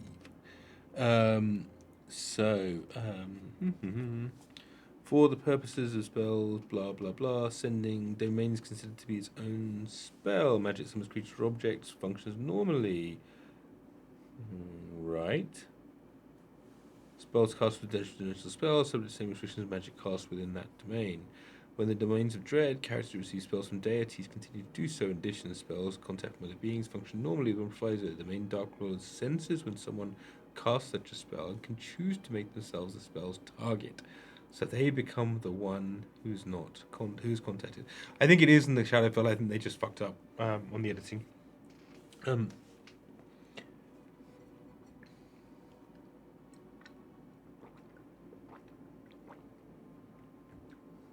Yeah, I think they just messed up on the editing there. The reality of the domains of dread seems strange or impossible to individuals from other words, but those who live among them miss their facts of life. Blah blah blah. We're skimming this to see if there's actually anything particularly interesting. Domain-specific languages, that's fine. Religion. In many domains, they maintain chilly relationships with aloof deities known as the gods through hollow rituals. Some people privately worship ancestral gods. Divergent faiths abound. Noteworthy exception to this is the worship of god Ezra, who has its origins in the mists. For your adventure, you can define as always Ezra, or god of the mists. The denizen of several domains worship an aloof god known as Ezra, depicted as a vague, vaporous figure. The god is known for a dark Katsu. Her holy symbol is a sprig of belladonna atop a silver kite shield. Beyond that, her disparate sects of worshippers view her differently and contradictorily. She's a goodly guardian, or in some cases, she's the soul-stealing embodiment in the mists. Ultimately, though, her true nature is a mystery. A mystery. Did you get that? A mystery. Whether she's a manifestation of the dark powers or an aspect of the plane of shadows, mysterious Raven Queen. So here we go. We're back to Shadowfell, or something else entirely up for you. Whatever the case, her followers, traditions, alignment, and domains vary widely. Collaborate with players that want to create characters devoted to Ezra to define the god's role in domain. Excuse me 1 second while I just go and Katsu. Don't look at me like that. Yes.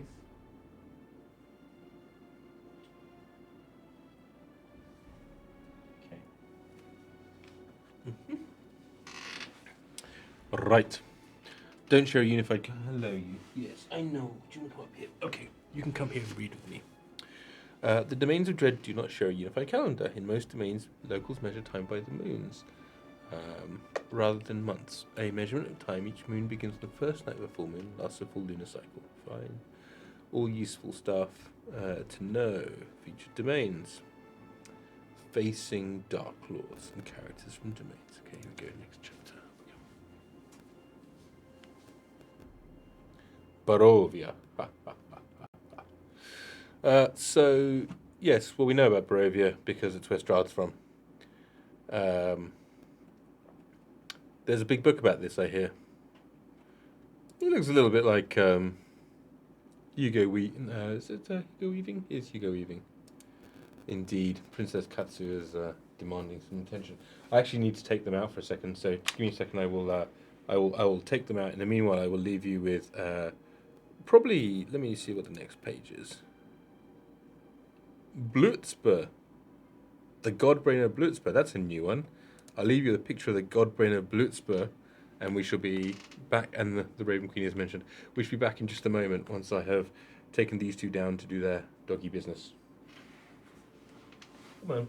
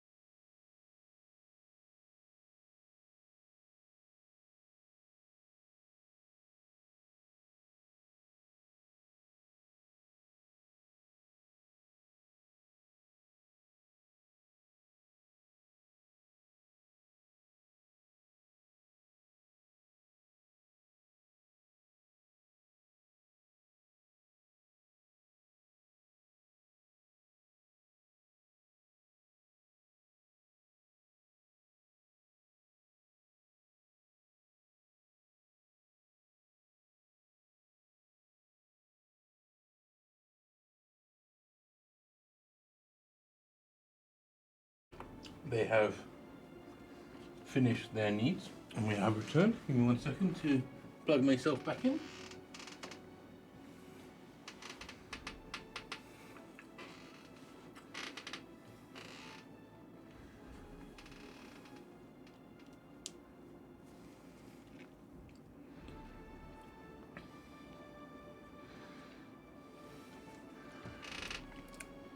So I haven't mentioned it for a bit, but if folks are enjoying themselves and everything else, do drop us a follow down below, and also do join our Discord where some really awesome people hang out, many of whom are in the chat and are regular contributors. But yeah, do drop us a follow, do mention and say hello in the Discord. We'd love to chat to you. All of which is linked down there or something, depending on which arm I'm working on. But it's all gravy. Any games planned this weekend? We don't generally stream games at the weekend. We put content together over the course of the week, and weekends, I think, people are releases as I joined, but I think we've all got that problem of too many Discords. That's why I put the fourth culture one right at the top. All other jokes to one side. Let's carry on with Blitzber. The Domain of Alien Memories, it's called. Cosmic horror. I do love a cosmic horror. Alien abductions, otherworldly landscape, untrustworthy memories, monstrous experimentation, dream journal, metallic implants, scrap of bizarre technology. Protean apocalypses scar the impossible vistas of Blitzber, and none who witness them remember. The alien domain etches itself not upon the waking mind, but upon the body as inexplicable scars, and on the psyche through nightmares. Not all the domains of dread are drawn from worlds hospitable to life. Blitzber's scale and impossible geometry to induce instinctual anxiety. Okay. Beneath the alien surface, the mind players of Blitzber drift through the howling darkness of their ancient metropolis laboratory. Within this sprawling installation, the Illithid's numbers are few, and their tentacles twitch with undisguised urgency. They toil to prevent the unthinkable. Their primordial leader, the god brain of Blitzber, is dying.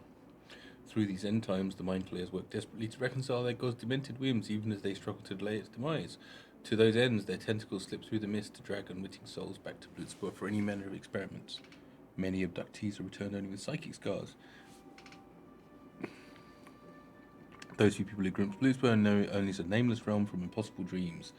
These visions share the following fact. The land serves as a lethal alien place, scattered with the ruins of long-extinct civilizations. A mountain, massive beyond all words, looms as a constant presence and thrums with a soundless pulse that nevertheless demands attention. Misshapen shadows crawl upon its fissures. Those who dream of events in this land often blame inexplicable scars, marks lending impossible evidence to their vision. Pardon me. I think it was Cynical that said this at the beginning, which is, this is a good book, and it's got a lot of good source material in. This is a source book, and it's a good one. So far, the crunch has been poor, but the fluff has been good.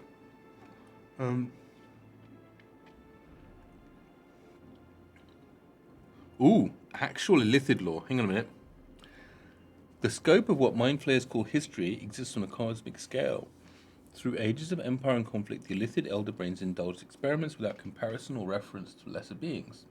Explorations beyond the boundaries of time, reality, immortality, and the multiverse. Many failed, at least one catastrophically so. To summarize an eon of atrocities, one elder brain's reality-bending research had an unexpected result, revealing to it a malignant truth for which existence was unprepared. Guided by this burgeoning revelation, the elder brain turned and preyed upon its peers, consuming their discoveries and their physical forms to fuel an impossible apotheosis. Ultimately, though, the weight of the elder brain's deeds caused its own physicality to rebel, giving rise to an alien disease that began devouring its fleshy form. Horrified by the affliction that affected only them, the other elder brains united and cynically expelled the diseased brain from existence. Or so they thought. From a place without time or reality, the dark powers plucked the dying elder brain and implanted it on a tormented world. Ever since Oh, the godbrain of Blitzber has dreamed and desperately indulged ever more demented schemes that seeks to save its own life and give action to a thought alien even to it.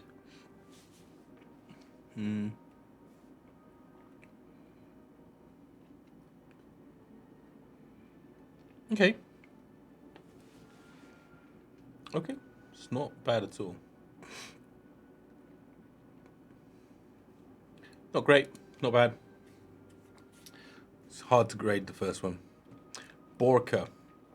Dark Lords. Ivana Borizzi and Ivan Dilisnya. Gothic horror, psychological horror, political intrigue, poison, revenge. Dram of sweet-smelling poison, a singed love letter, and a tarnished signet ring. Sounds like a good night out. Borka's nobles engage the domain in a web of intrigues, but the common folk scrape for survival. The domain's calloused aristocrats distract themselves with cruel diversions. They pay for what they consider pittance and gold, land, and lives in pursuit of power. So it's very Game of Thrones. Outside the bejeweled playgrounds, blah blah blah. So yeah, this is seems very Game of Thronesy. It's more like cultural crew. It says so it's sort of serfdom. The player version of this map. Let's do that.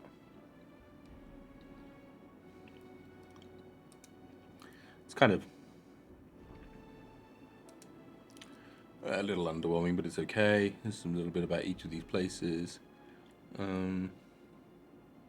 Equal co-rulers, depraved crimes. One of the things that is...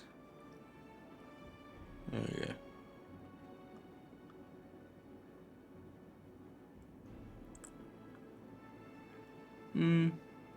They seem to have moved away from the gothic horror side of things, as in, like, they don't genuinely seem to be tragic heroes the same way. Borka originates from the same world of bravest conquerors, the von Saraviches, and listeners thought I recognized the name. Were present at Castle Ravenloft, the light of Strahd's transformation. Okay. Don't want to give away too much, but the Carnival. Oh, this is an interesting one.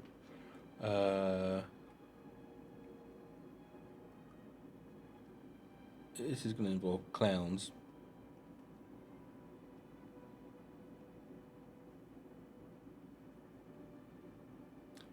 Okay. Fine. So that's pretty straightforward. Domain that is set in a carnival. I've got to say the art in this one is pretty decent. It's not terrible, but it's pretty decent. Disaster horror, fractured realm, magical ruins, ongoing catastrophe. The domain of Darkon has failed. Across the land, ageless monuments crumble before the shrouds. The mist have turned hungry. Once the prison of the Lich, Azalin Rex, Darkon stretched between two oceans, as landfall with cities and monuments of forgotten wizard tyrants.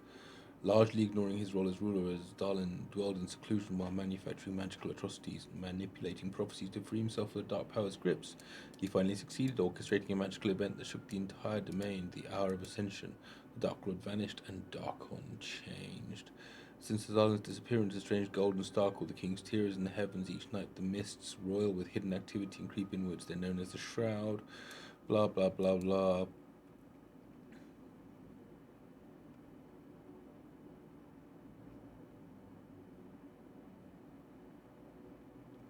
Quickly reading this thing just to see if there's anything that's making me... Yeah, I am... De Montclair, Side Redonnaire, Masquerade, Decadent as Social Decay, Imposter Syndrome. It's a nice, interesting city. Yeah, it looks okay. Again, just some details. This looks a bit more like there's a big grand masquerade ball. What I don't see in these, maybe I'm missing it, is I don't see the trope. I don't see what it is that is like. What is it like? They say that everything is about the character, the sort of the Dark Lord. But it's there's nothing intrinsically interesting about them, I don't think. Anyway, bit harsh to say perhaps, but it seems that way. As we then take a look at Falconvinia. Disaster horror, dwindling resources, fickle hero worship, bloody-headed spear. And again, we're just flicking through it. This is a decent size, decent map anyway. Whole bunch of stuff about that. We're still very, very European here, but let's see. Yeah, the King of Demons says it looks pretty bland here, and I think I am too. I think I'm in agreement. Har Akir from the Dark Lord Ankebot, a dark fantasy. Vast deserts, deadly storms, ruled by the Pharaoh. Worship of pantheon, strict gods. Very Egypt, or ancient Egyptish. Muhar Oasis, Red Oasis, Sex Tears, White White Oasis. Ooh, Ankh-Pot looks pretty good though. Hey, what are you doing? I think Ankh-Pot looks pretty rad.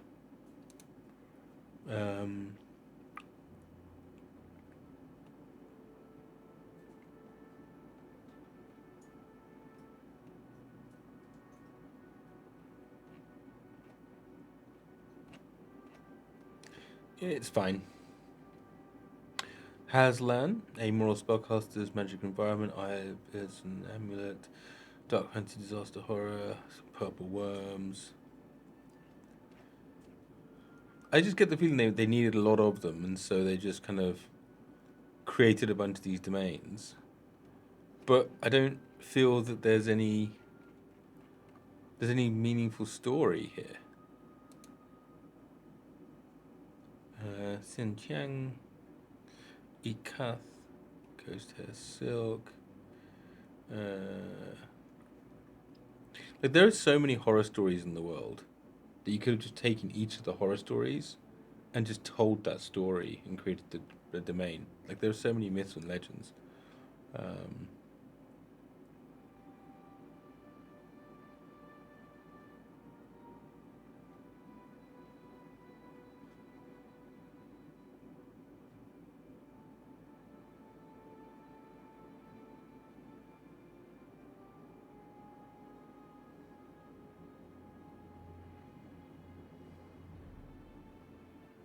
There's a little bit of a story in this, but even then, it's not.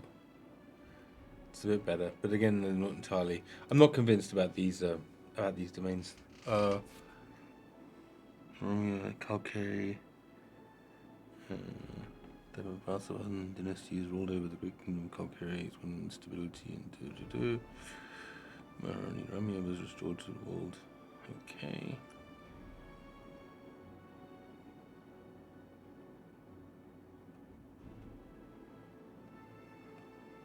Carnatic Bay, that's music.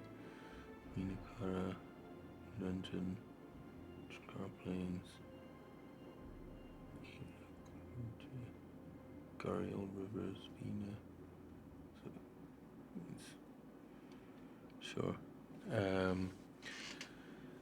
Old City, Backwaters, Cerulean Citadel, Tower of Traitors, Hodglums, Ramya. Ramya looks like a badass. Okay. And you know what that is? That is reasonably. That is reasonably.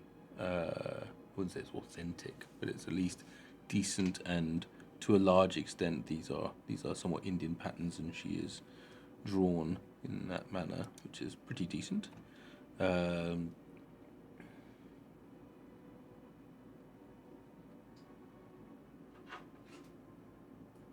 Oh, she's a Death Knight. That's nice. Carries. Okay, all right. Okay, so this is the first one. Well, not the first one, but one of the better ones I read. Revenge in Calgary. Seems to have a lot more content to it. So it's 3 siblings that are continuously fighting. Looks of it. Cool. It's not bad. That was interesting. Caligari. Cartacas. Dark fantasy, gothic horror. Nebula and Audience go bold. So it's a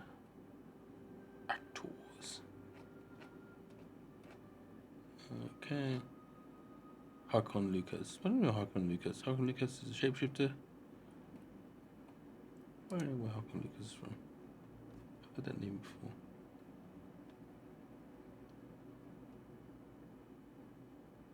Maybe he's one of the original ones.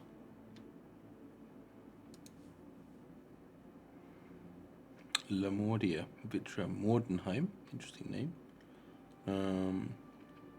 Frigid and barren mountains, cold place, Lutendorf, near Friedrichsburg, Schloss Obrecher, Schloss Mordheim, Sleeping Beast, Victra Mordheim, interesting.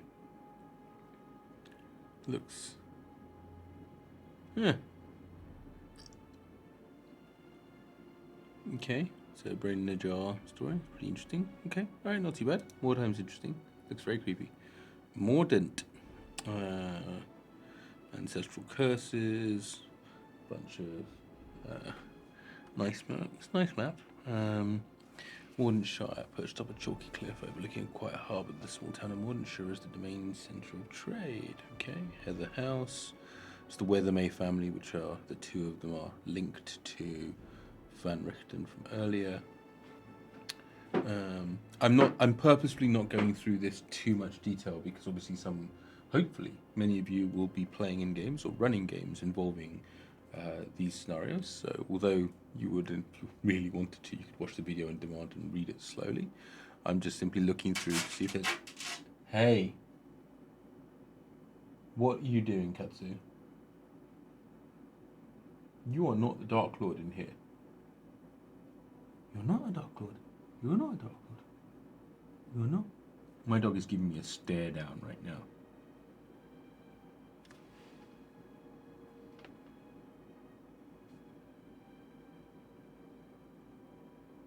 No. You can't. Katsu, you can't turn off the stream PC.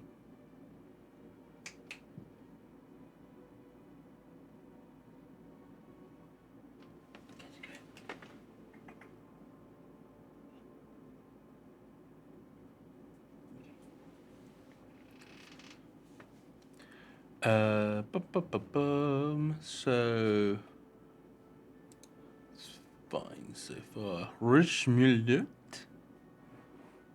Okay. Looks positively disaster horror, gothic horror. Okay, I need to go and solve a dog again. Tepesht. There's no Lord Soth. Wait, there better be. It's got a few more letters left. Folk horror, Tepesh. This is ancient hag Lorinda betrayed a coven in pursuit of a daughter to love. Lorinda adopted the entire village. Nice. So it's like Midsummer. There we go. Valachan Chakuna, who is a hunter. Chakuna has no heart, literally. The concept culture would have a chest. Placed in a maze. Okay, fine. Oh, wow. Wow. Okay.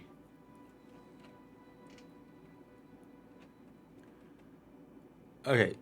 So, there's no Lord Soth in this book, which means, well, I'm hopeful it means that there's a Dragonlance book on the way, though they'd need to do some work to make a Dragonlance book actually work.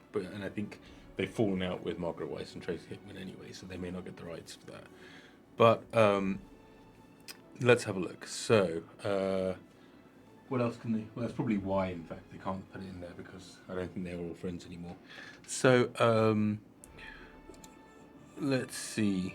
Sire 1313. This is a good one. Ooh, for those of you who play Eberron, this is a good one. The Last Passenger is the Dark Lord. The disaster known as the Morning is obviously the defining sort of apocalypse inside the Eberron setting. Keith Baker's Eberron setting. Alright, creepy dog, what are you doing?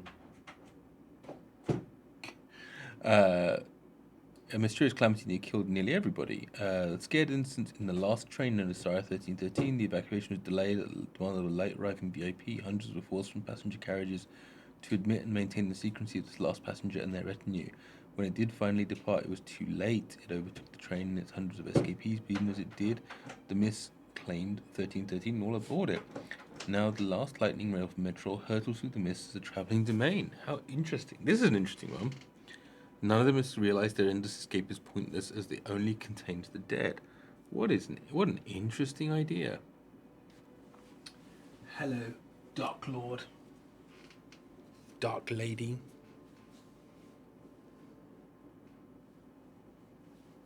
Okay. Now, where are we, Dark Lady? So that is an interesting idea. I've got to say that is pretty cool. It's sort of it's like the train of doom. Yeah, indeed, the Infinity Train. Forlorn, Tristan Appleck.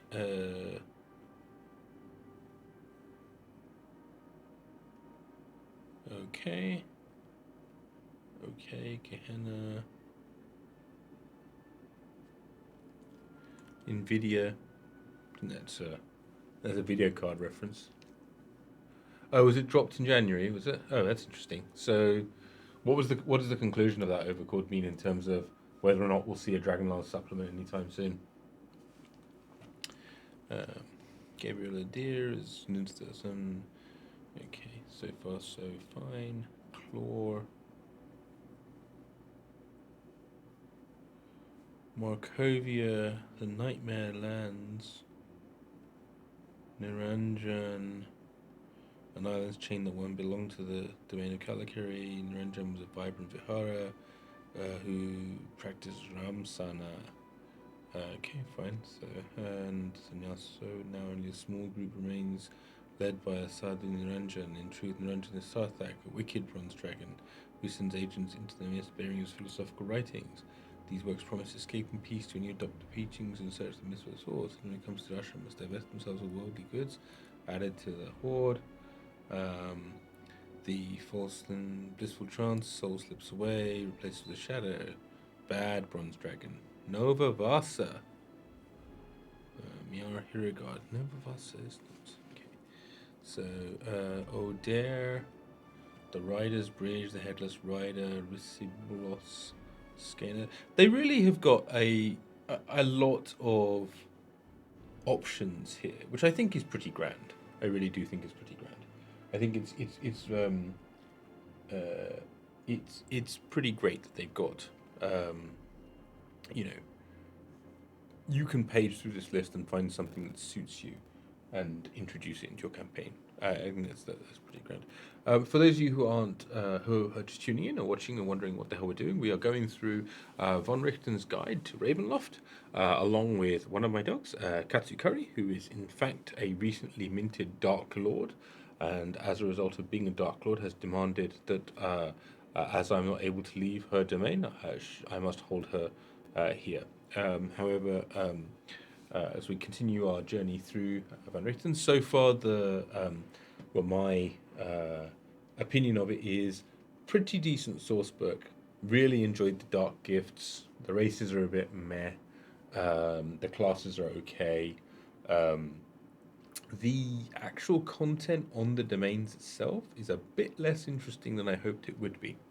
Though these summarized little domains of dread are actually far more interesting, and it almost seems like they've gone for the interesting concept and then leave it at a paragraph rather than fully develop it. So it's like, here's the concept pitch.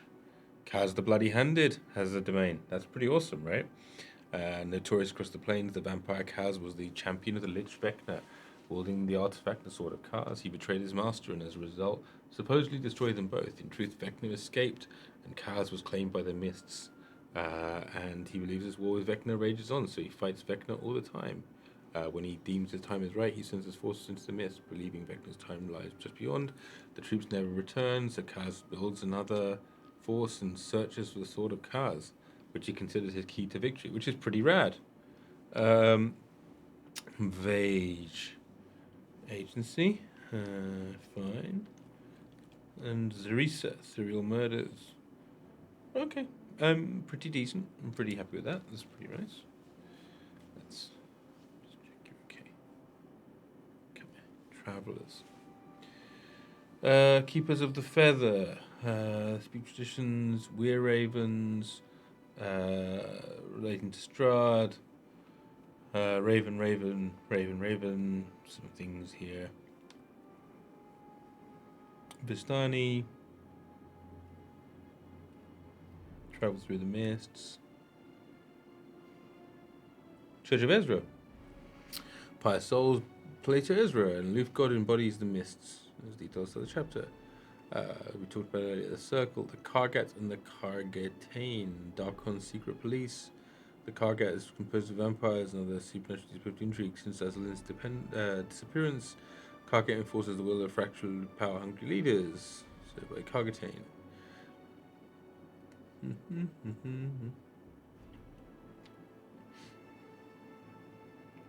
Just reading through this. There's a fair amount here that's just a good source book to be able to pull out from. Erasmus von Richten. Teenage years haven't been pleasant, not terrible either. Rudolf von Richten. Es Davenier, we talked about earlier, Esmeralda. Young Wanderer, blah blah blah. Hello, I know. You're not a young wanderer. Okay, and let's go check out. Let's go check out over here. Horror Adventures. So this is how to run it. Preparing for horror, again, just quickly flipping through this stuff. Set expectation. Horror content survey. Understand what freaks your players out. Talk to them. What do you find scary? What do you find good? Session 0. We've done that again. Accessibility, location, music, horror, lighting, dimming, props, everything else. Pacing, logistics. This is all... Actually, in fairness, this is all pretty good advice, regardless of playing a horror game or not. It's just a... Oh, did that camera go? 1 second. I think my camera went off. 1 minute. Let me go turn it back on again. Whoa. I think it just took the approach that said you can't possibly have been streaming for 8 hours.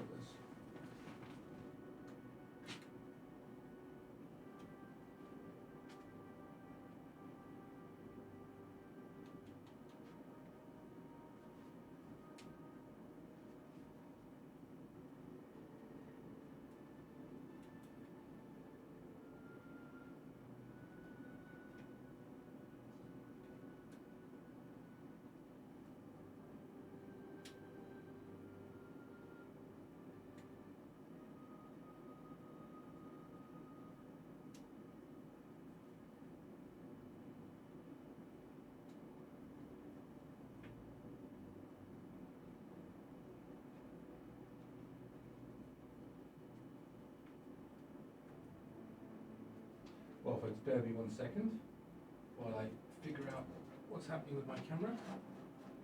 It's going to be overheated, so just give me 2 minutes while I replace that.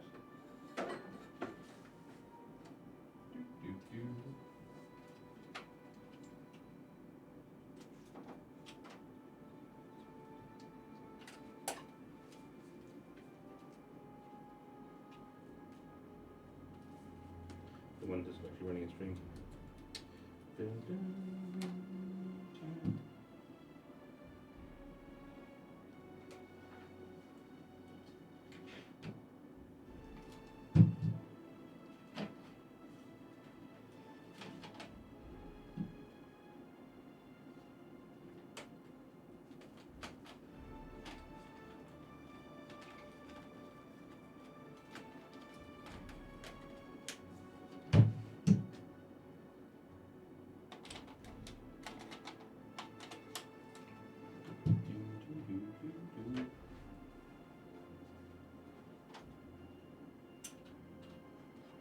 For those of you wondering exactly what the hell's going on, Ramji is currently replacing a camera that is switched off, which means that you can't see him, and as much as that might be lovely, kind of ruins the point of the stream. So just please bear with me for a second as I do that.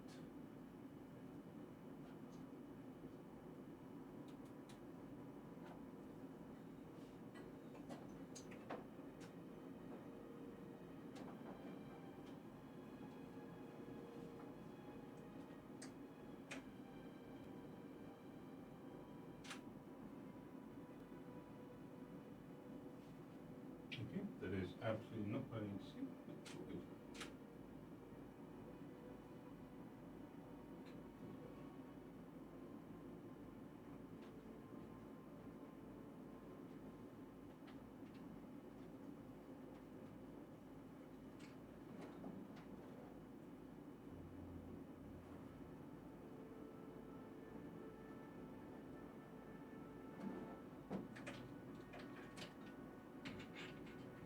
Hey, this is what happens when I stream Hunt and Showline here, you see.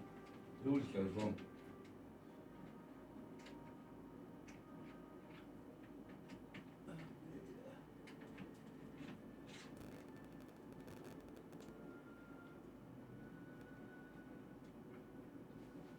Okay, let me see.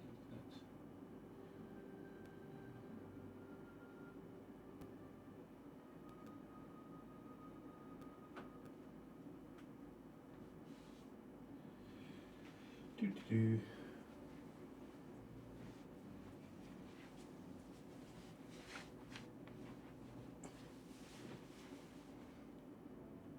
Thank you for your patience, lovely people. Let's see.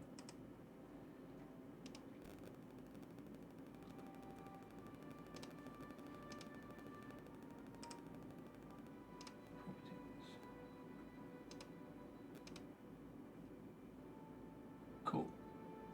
Now just to zoom and we're away.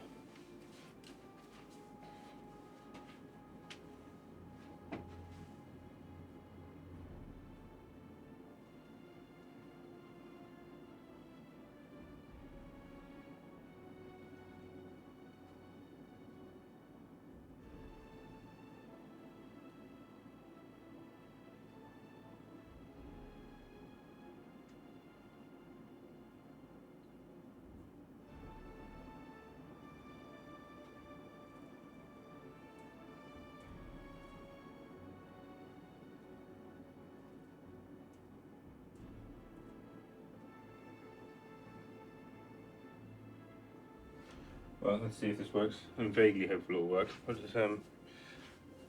if not, I'll have to go off stream to fix some things. That is definitely me, so let's start. And then let's nip this in here. Nip that in there.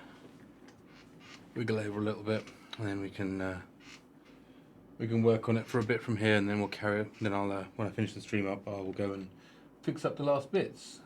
Hopefully there's nothing desperately wrong that will have happened to I've got everything there. Just one tiny bit.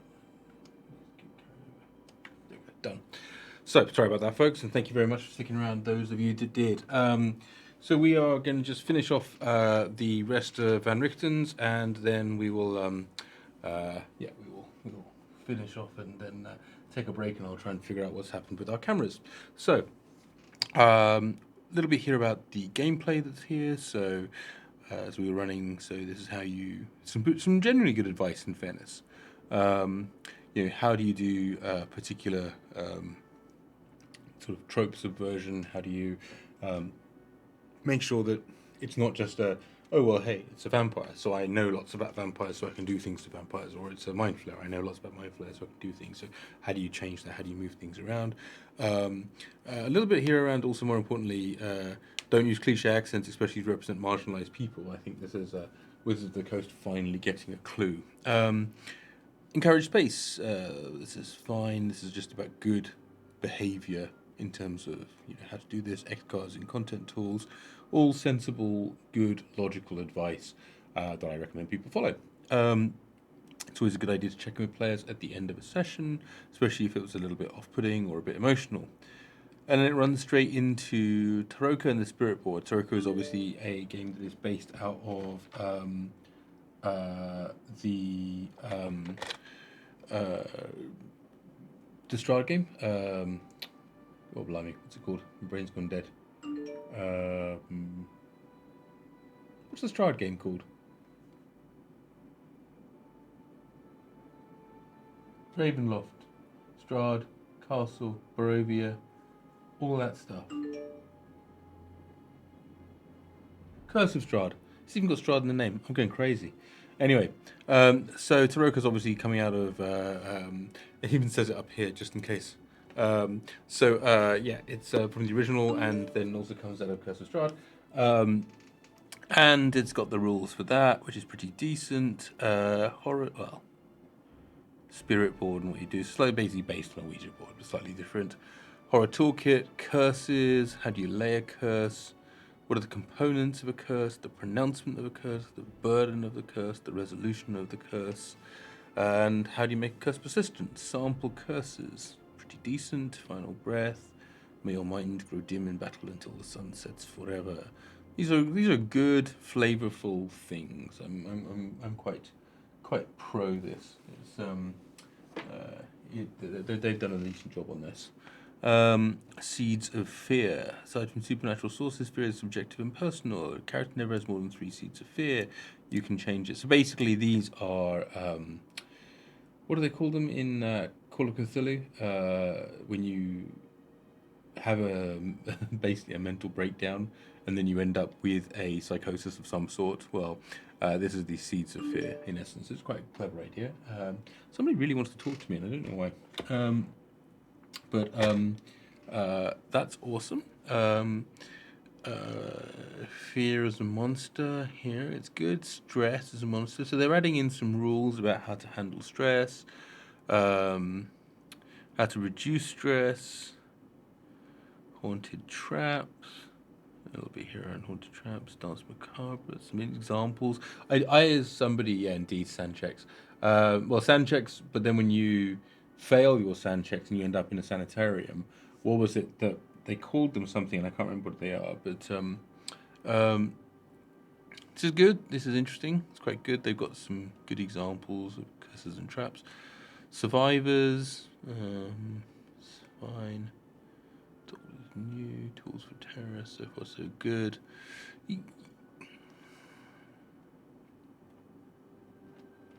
What is this? Run this again.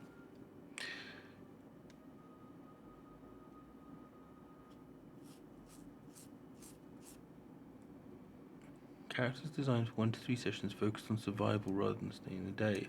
Right, so this is for if you want to do survival horror. Here is some very basic survival horror type characters. So basically, you get some first level. Well, this is interesting. This is how do you do they don't possess classes. They get a bit stronger. When a survivor gains a level, it gains a benefit on the survivor progression table. Let's see what survivor talents are. Adrenaline surge. At the start of your turn, you can choose one creature. You're frightened of that creature, but you can double your speed. Whenever you make a saving throw, you can summon your desire to live into a desperate scream. You get advantage on the throw, and you can yell. This is quite flavorful, actually, but this is a...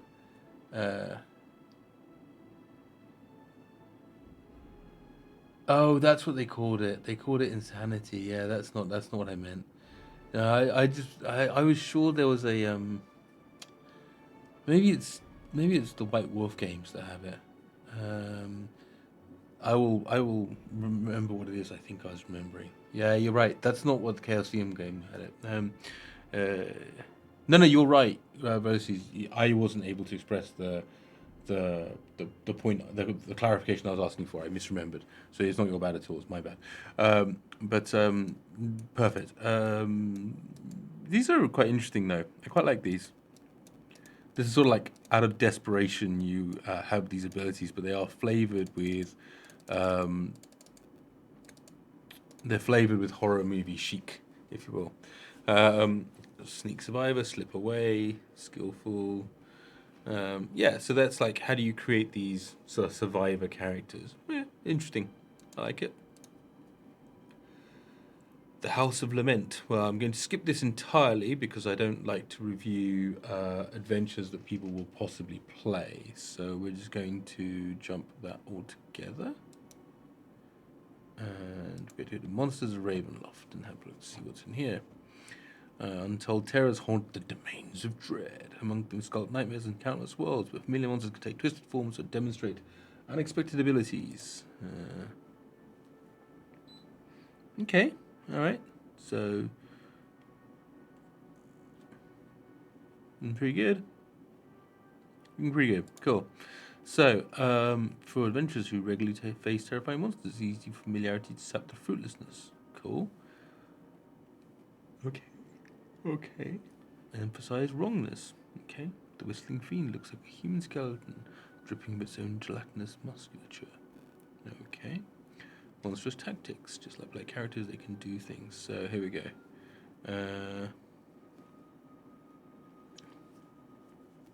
Right, so this is basically helping people understand sort of action-oriented encounter design, as Matt Coulter will talk about it. So, okay, Alien Mind. Oh, here we go. In Land Mist, many monsters serve as minions to powerful villains. Add one or more of these traits to a monster stat block. Alien Mind, Minion's Mind, Sacrificial Minion, Selfless Bodyguard, Telepathic Minion, creating unique nightmares. Nice. Oh, they give him some good examples. The Bagman is an urban... This is a good one. The Bagman is an urban legend about an adventurer who sought to escape doom by abandoning his party and hiding inside a bag of holding. When he tried to leave, though, he became lost amongst the constantly increasing number of X-dimensional storage spaces. Over time, the strange forces of this magical in-between place transform the creature into a monstrous creature. Now, every night, the Bagman slips out from a random bag of holding. If he doesn't find his home, he drags someone back into the bag with him and leaves behind some trinket in his kingdom of lost junk. Some say that if you speak too loudly over an open bag of holding or whisper, "Follow my voice," into a magical storage space 3 times, the Bagman will come for you. Any character might know the story of the Bagman. What the Bagman is, or how you use this urban legend is up to you. Is there truly a Bagman, or is it just a story? Blah blah blah blah. I love it. I like the Bagman. The Bagman's very cool. Sounds like the sack monster from Bloodborne. That's a fair point, but nevertheless. So many terrors lurk in the shadows. So here we go. Let's see what we got. Body take a plant. Feed me Seymour. Okay. Subvert societies and pod people. They make pod people. Boneless. Not all animated corpses shamble from their graves. Boneless or undead remains devoid of skeletons. Most rise from the bodies of those who suffer brutal ends such as skinning or crushing. Deathless malice infuses what remains. Ugh. Okay. Nice. Pretty gross. Love it. Brain in a jar. Who doesn't love a brain in a jar? Yeah, as Kel's pointing out in the chat, they're going all out with the idea stealing, and I think it's D&D. Of course, they're idea stealing. So that's pretty rad. Carrion Stalker looks a little bit like the pictures of Zinch in Warhammer 40k, but pale lava infests a corpse, does some gross things. Some relation with carrion crawler. Carrionette. It's like a marionette, but with a spike. It's not stealing as a tribute, it's an homage. A death's head, a disembodied flying head. Grotesque undead terrorizes its prey. Dullahan. Well, we all know what a Dullahan is. That is a headless horseman. Gallows speaker. Okay, so it's just Gremishka. Not a gremlin, but a Gremishka. Swarm of Gremishka. Jiangxi. Jiangxi lurk within their tombs. This is the... these already exist in the D&G, but they are basically meant to be sort of Asian vampires. Loop Girl.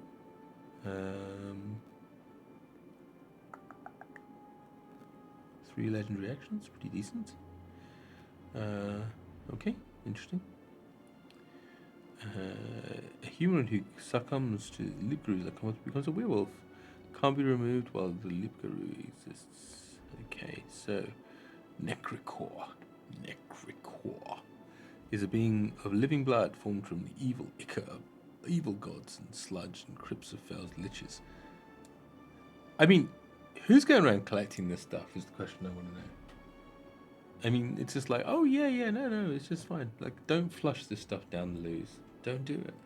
Take it to a recycling center that's designed to deal with the ichor of evil gods and crypt sludge. Necrocores are difficult to destroy. They are small scroll cases. Blood puppeteering, pseudopod. Nice. Mind controlling tentacles. Nosferatu. I want to bite your finger. Priests of Ozibus. Necromancers of deep evil. Priests of Ozibus steal the souls of others to fuel their magic. Using their soul power, each priest can defy death and become an undead creature, cheating the grave over and over. Using soul tattoos to conjure undead servants is pretty good. Unholy Order of Priests was founded years ago by Ozibus, a mysterious figure of unfathomable imagination and evil. Ozibus sought to use others' souls as springboards for his own immortality. Pretty good. I love a bit of Ozimus. The threat posed was the Ulmist Inquisition and the then mortal Strahd von Zarovich faced the Lich in battle. Ozibus' disciples betrayed him, devoted to dark powers, provided personal ability to serve as earthly vessel to conquer the world. Suitable vessel was Strahd. Okay. It's actually, this is interesting. There is more plot in the definition of the Ozibus than there were in some of the domains. Working with shadows, intermediaries whispered hatred to the Count, corrupted Strahd, led Amber Temple, vampirism, Ozibus did not lie, became one of the dark powers, conjured up Mystic Prison, denied the reward of immortality, seek, unleash Strahd from the mists, blip, Ozibus.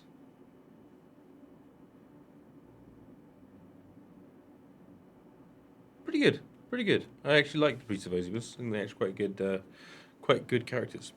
Relentless killers, hateful, obsessed maniacs that like to relentlessly kill people. Great. Okay. Relentless Juggernaut, Big Bruce. Ooh, that looks good. Look at that. What does that remind me of? That reminds me of, it reminds me of some of the way that the Jafar in Stargate, they would have those big helmets and the CGI that would go with them. That's pretty Jafar Cree. Then we're creating a relentless killer. That's cool. Oi, puppy, come on! I'll take you out in a minute. You've just been out. Starspawn emissary. Seems pretty good. Lesser Starspawn emissary is a CR19 killer. Come here, puppy. Come. There you go. You're a Starspawn emissary. If that helps. Look, you're a Starspawn emissary. You're a Starspawn emissary. Look at you. You're a Starspawn emissary. Look at you. There we go. Do you feel like a Starspawn emissary? Okay, sorry. For those of you who don't know, I'm in love with my dog, and therefore there'll be many opportunities on this stream where the dog will just arrive. That's pretty cool. Greater and lesser. I like that. Strigoi. Sturges that are then transformed. Pretty decent. I thought the Strigoi were... Bloodborne emissary. I thought the Strigoi... Oh, they are. Yeah, they are. I didn't think they were Sturges, though. I thought they were just created from vampires, but okay. Swarms. Base creatures. So, oof. Swarm of scarabs. Swarms. Ulmist Inquisitors. Evil lurks everywhere. With our minds, we will unearth it. We will plumb its depths, and we will annihilate it. The highly gifted priest, Ulmed, founded the Ulmist Inquisition, an order of psionic inquisitors that seeks to discover the wickedness hiding in people's souls. Well, doesn't sound like Warhammer at all. So, here we go. Doing some things. Walking around with the blue thing around their head. Inquisitor, silver longsword. Mind fire, shooting mind bullets, and cast some spells. Yeah, that seems pretty decent. Swordman visitors, tome inquisitors. They all seem like they sound like warlocks to me, mate. Um, unspeakable horrors.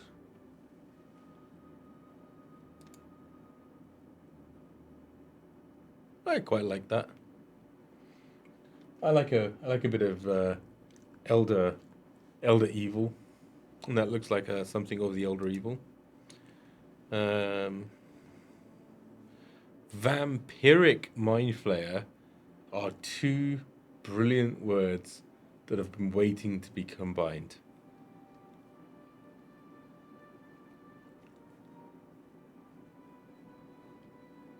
Oh, oh, that's not quite what I thought it would be.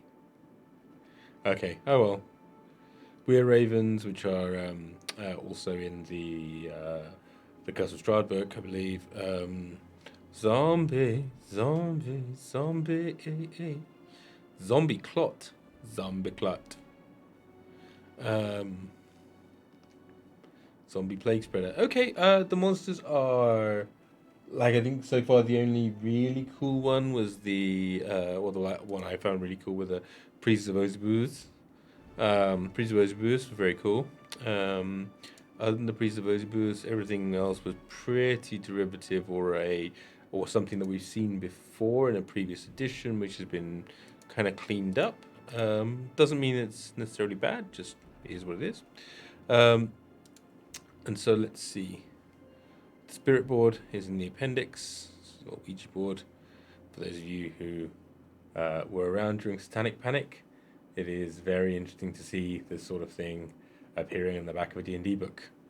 Um, I think that's it. So, what are my overall views on Van Richten's Guide to Ravenloft?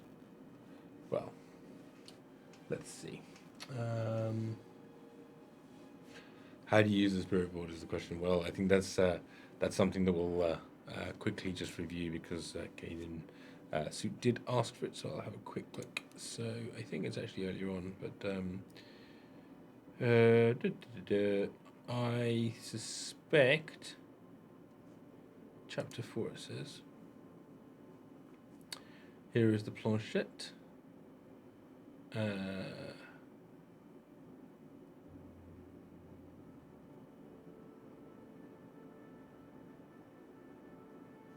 Oh yeah, they specifically didn't make it a thing. So it's a picture you print it out.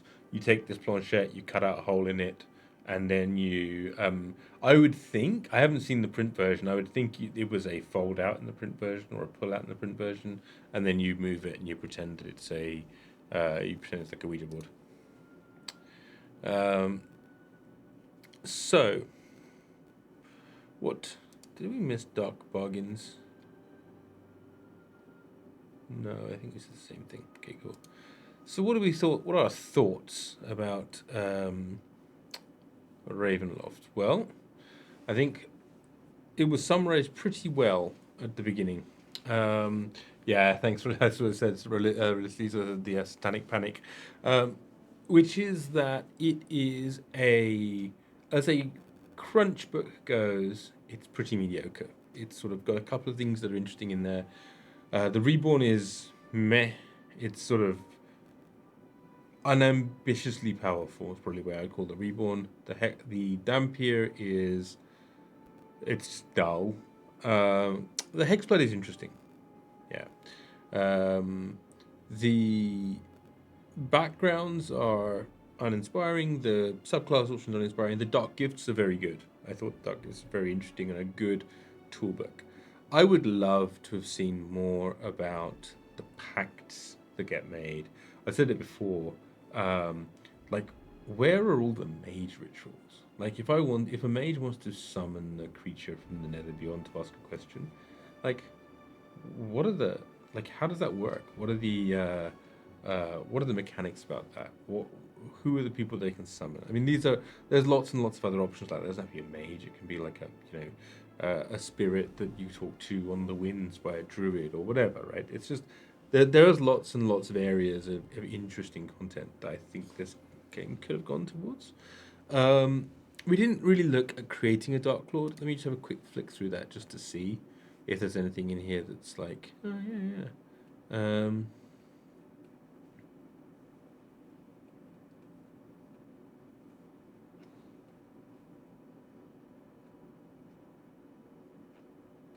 no is the answer. I think my overall feeling is crunch wise, meh. Fluff wise, not bad. There's a lot of fluff in here that's interesting.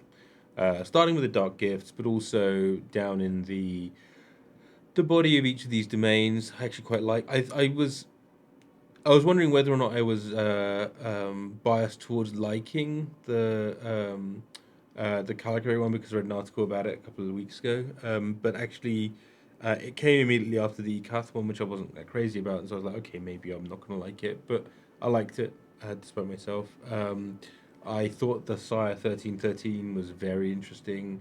I liked the some of the monsters, especially that those cleric groups. Did I do like at the end of the day? Do I think it's worth $40?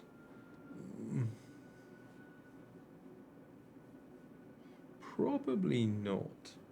Is my gut feel on this? As in, it's got some interesting stuff to it. Thanks, Katsu. It's got some interesting stuff to it, but I don't see it as being a genuinely top tier book. That being said, there is definitely some good stuff in it. There's definitely something for everybody, and I think that it would have. I think this is the feeling in the chat as well, which is it's tough to do meat and mechanics at the same time, and or crunch and fluff at the same time, however you want to do it. And if you are doing crunch and fluff at the same time, you need to be doing it as part of a new settings, crunch and fluff. So I would say that it is an okay book. The Domains of Dread are an interesting list of Domains of Dread. Some of the interesting components of it are good. Like I would say that it's the individual the horror trinkets is a great little table, right?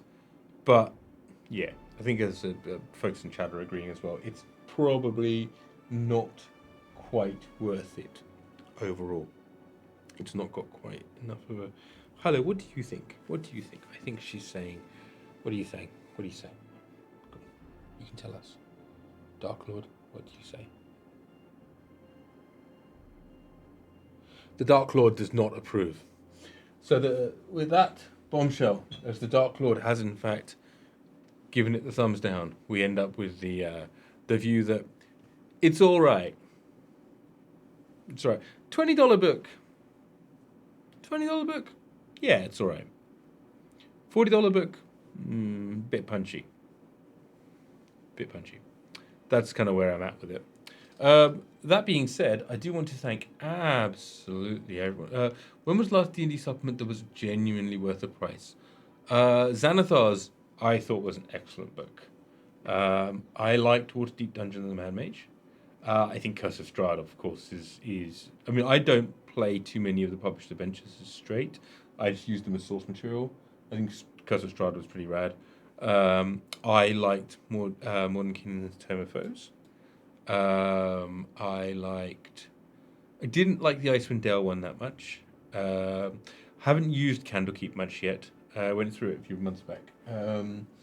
So yeah, I think. One thing I've been doing is Theros. I enjoy Theros a great deal. Heckner?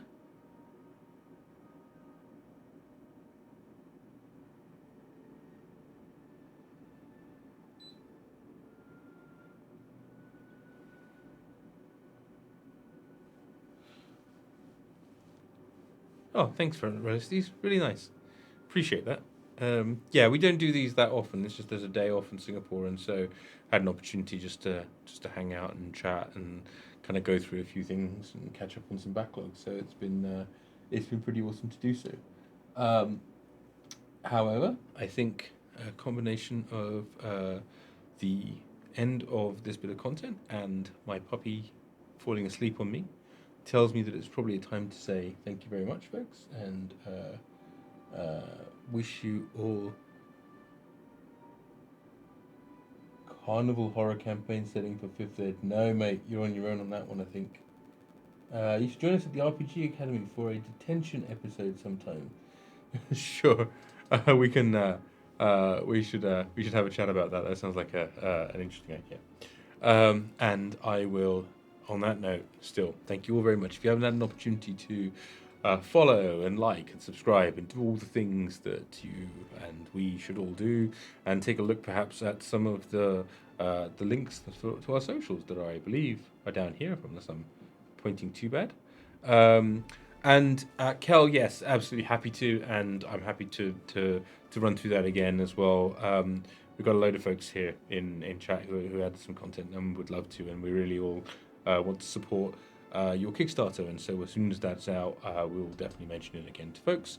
So on that final note, thank you again very much, everyone, and I will see you all soon. Say bye. Bye, Dark Lord.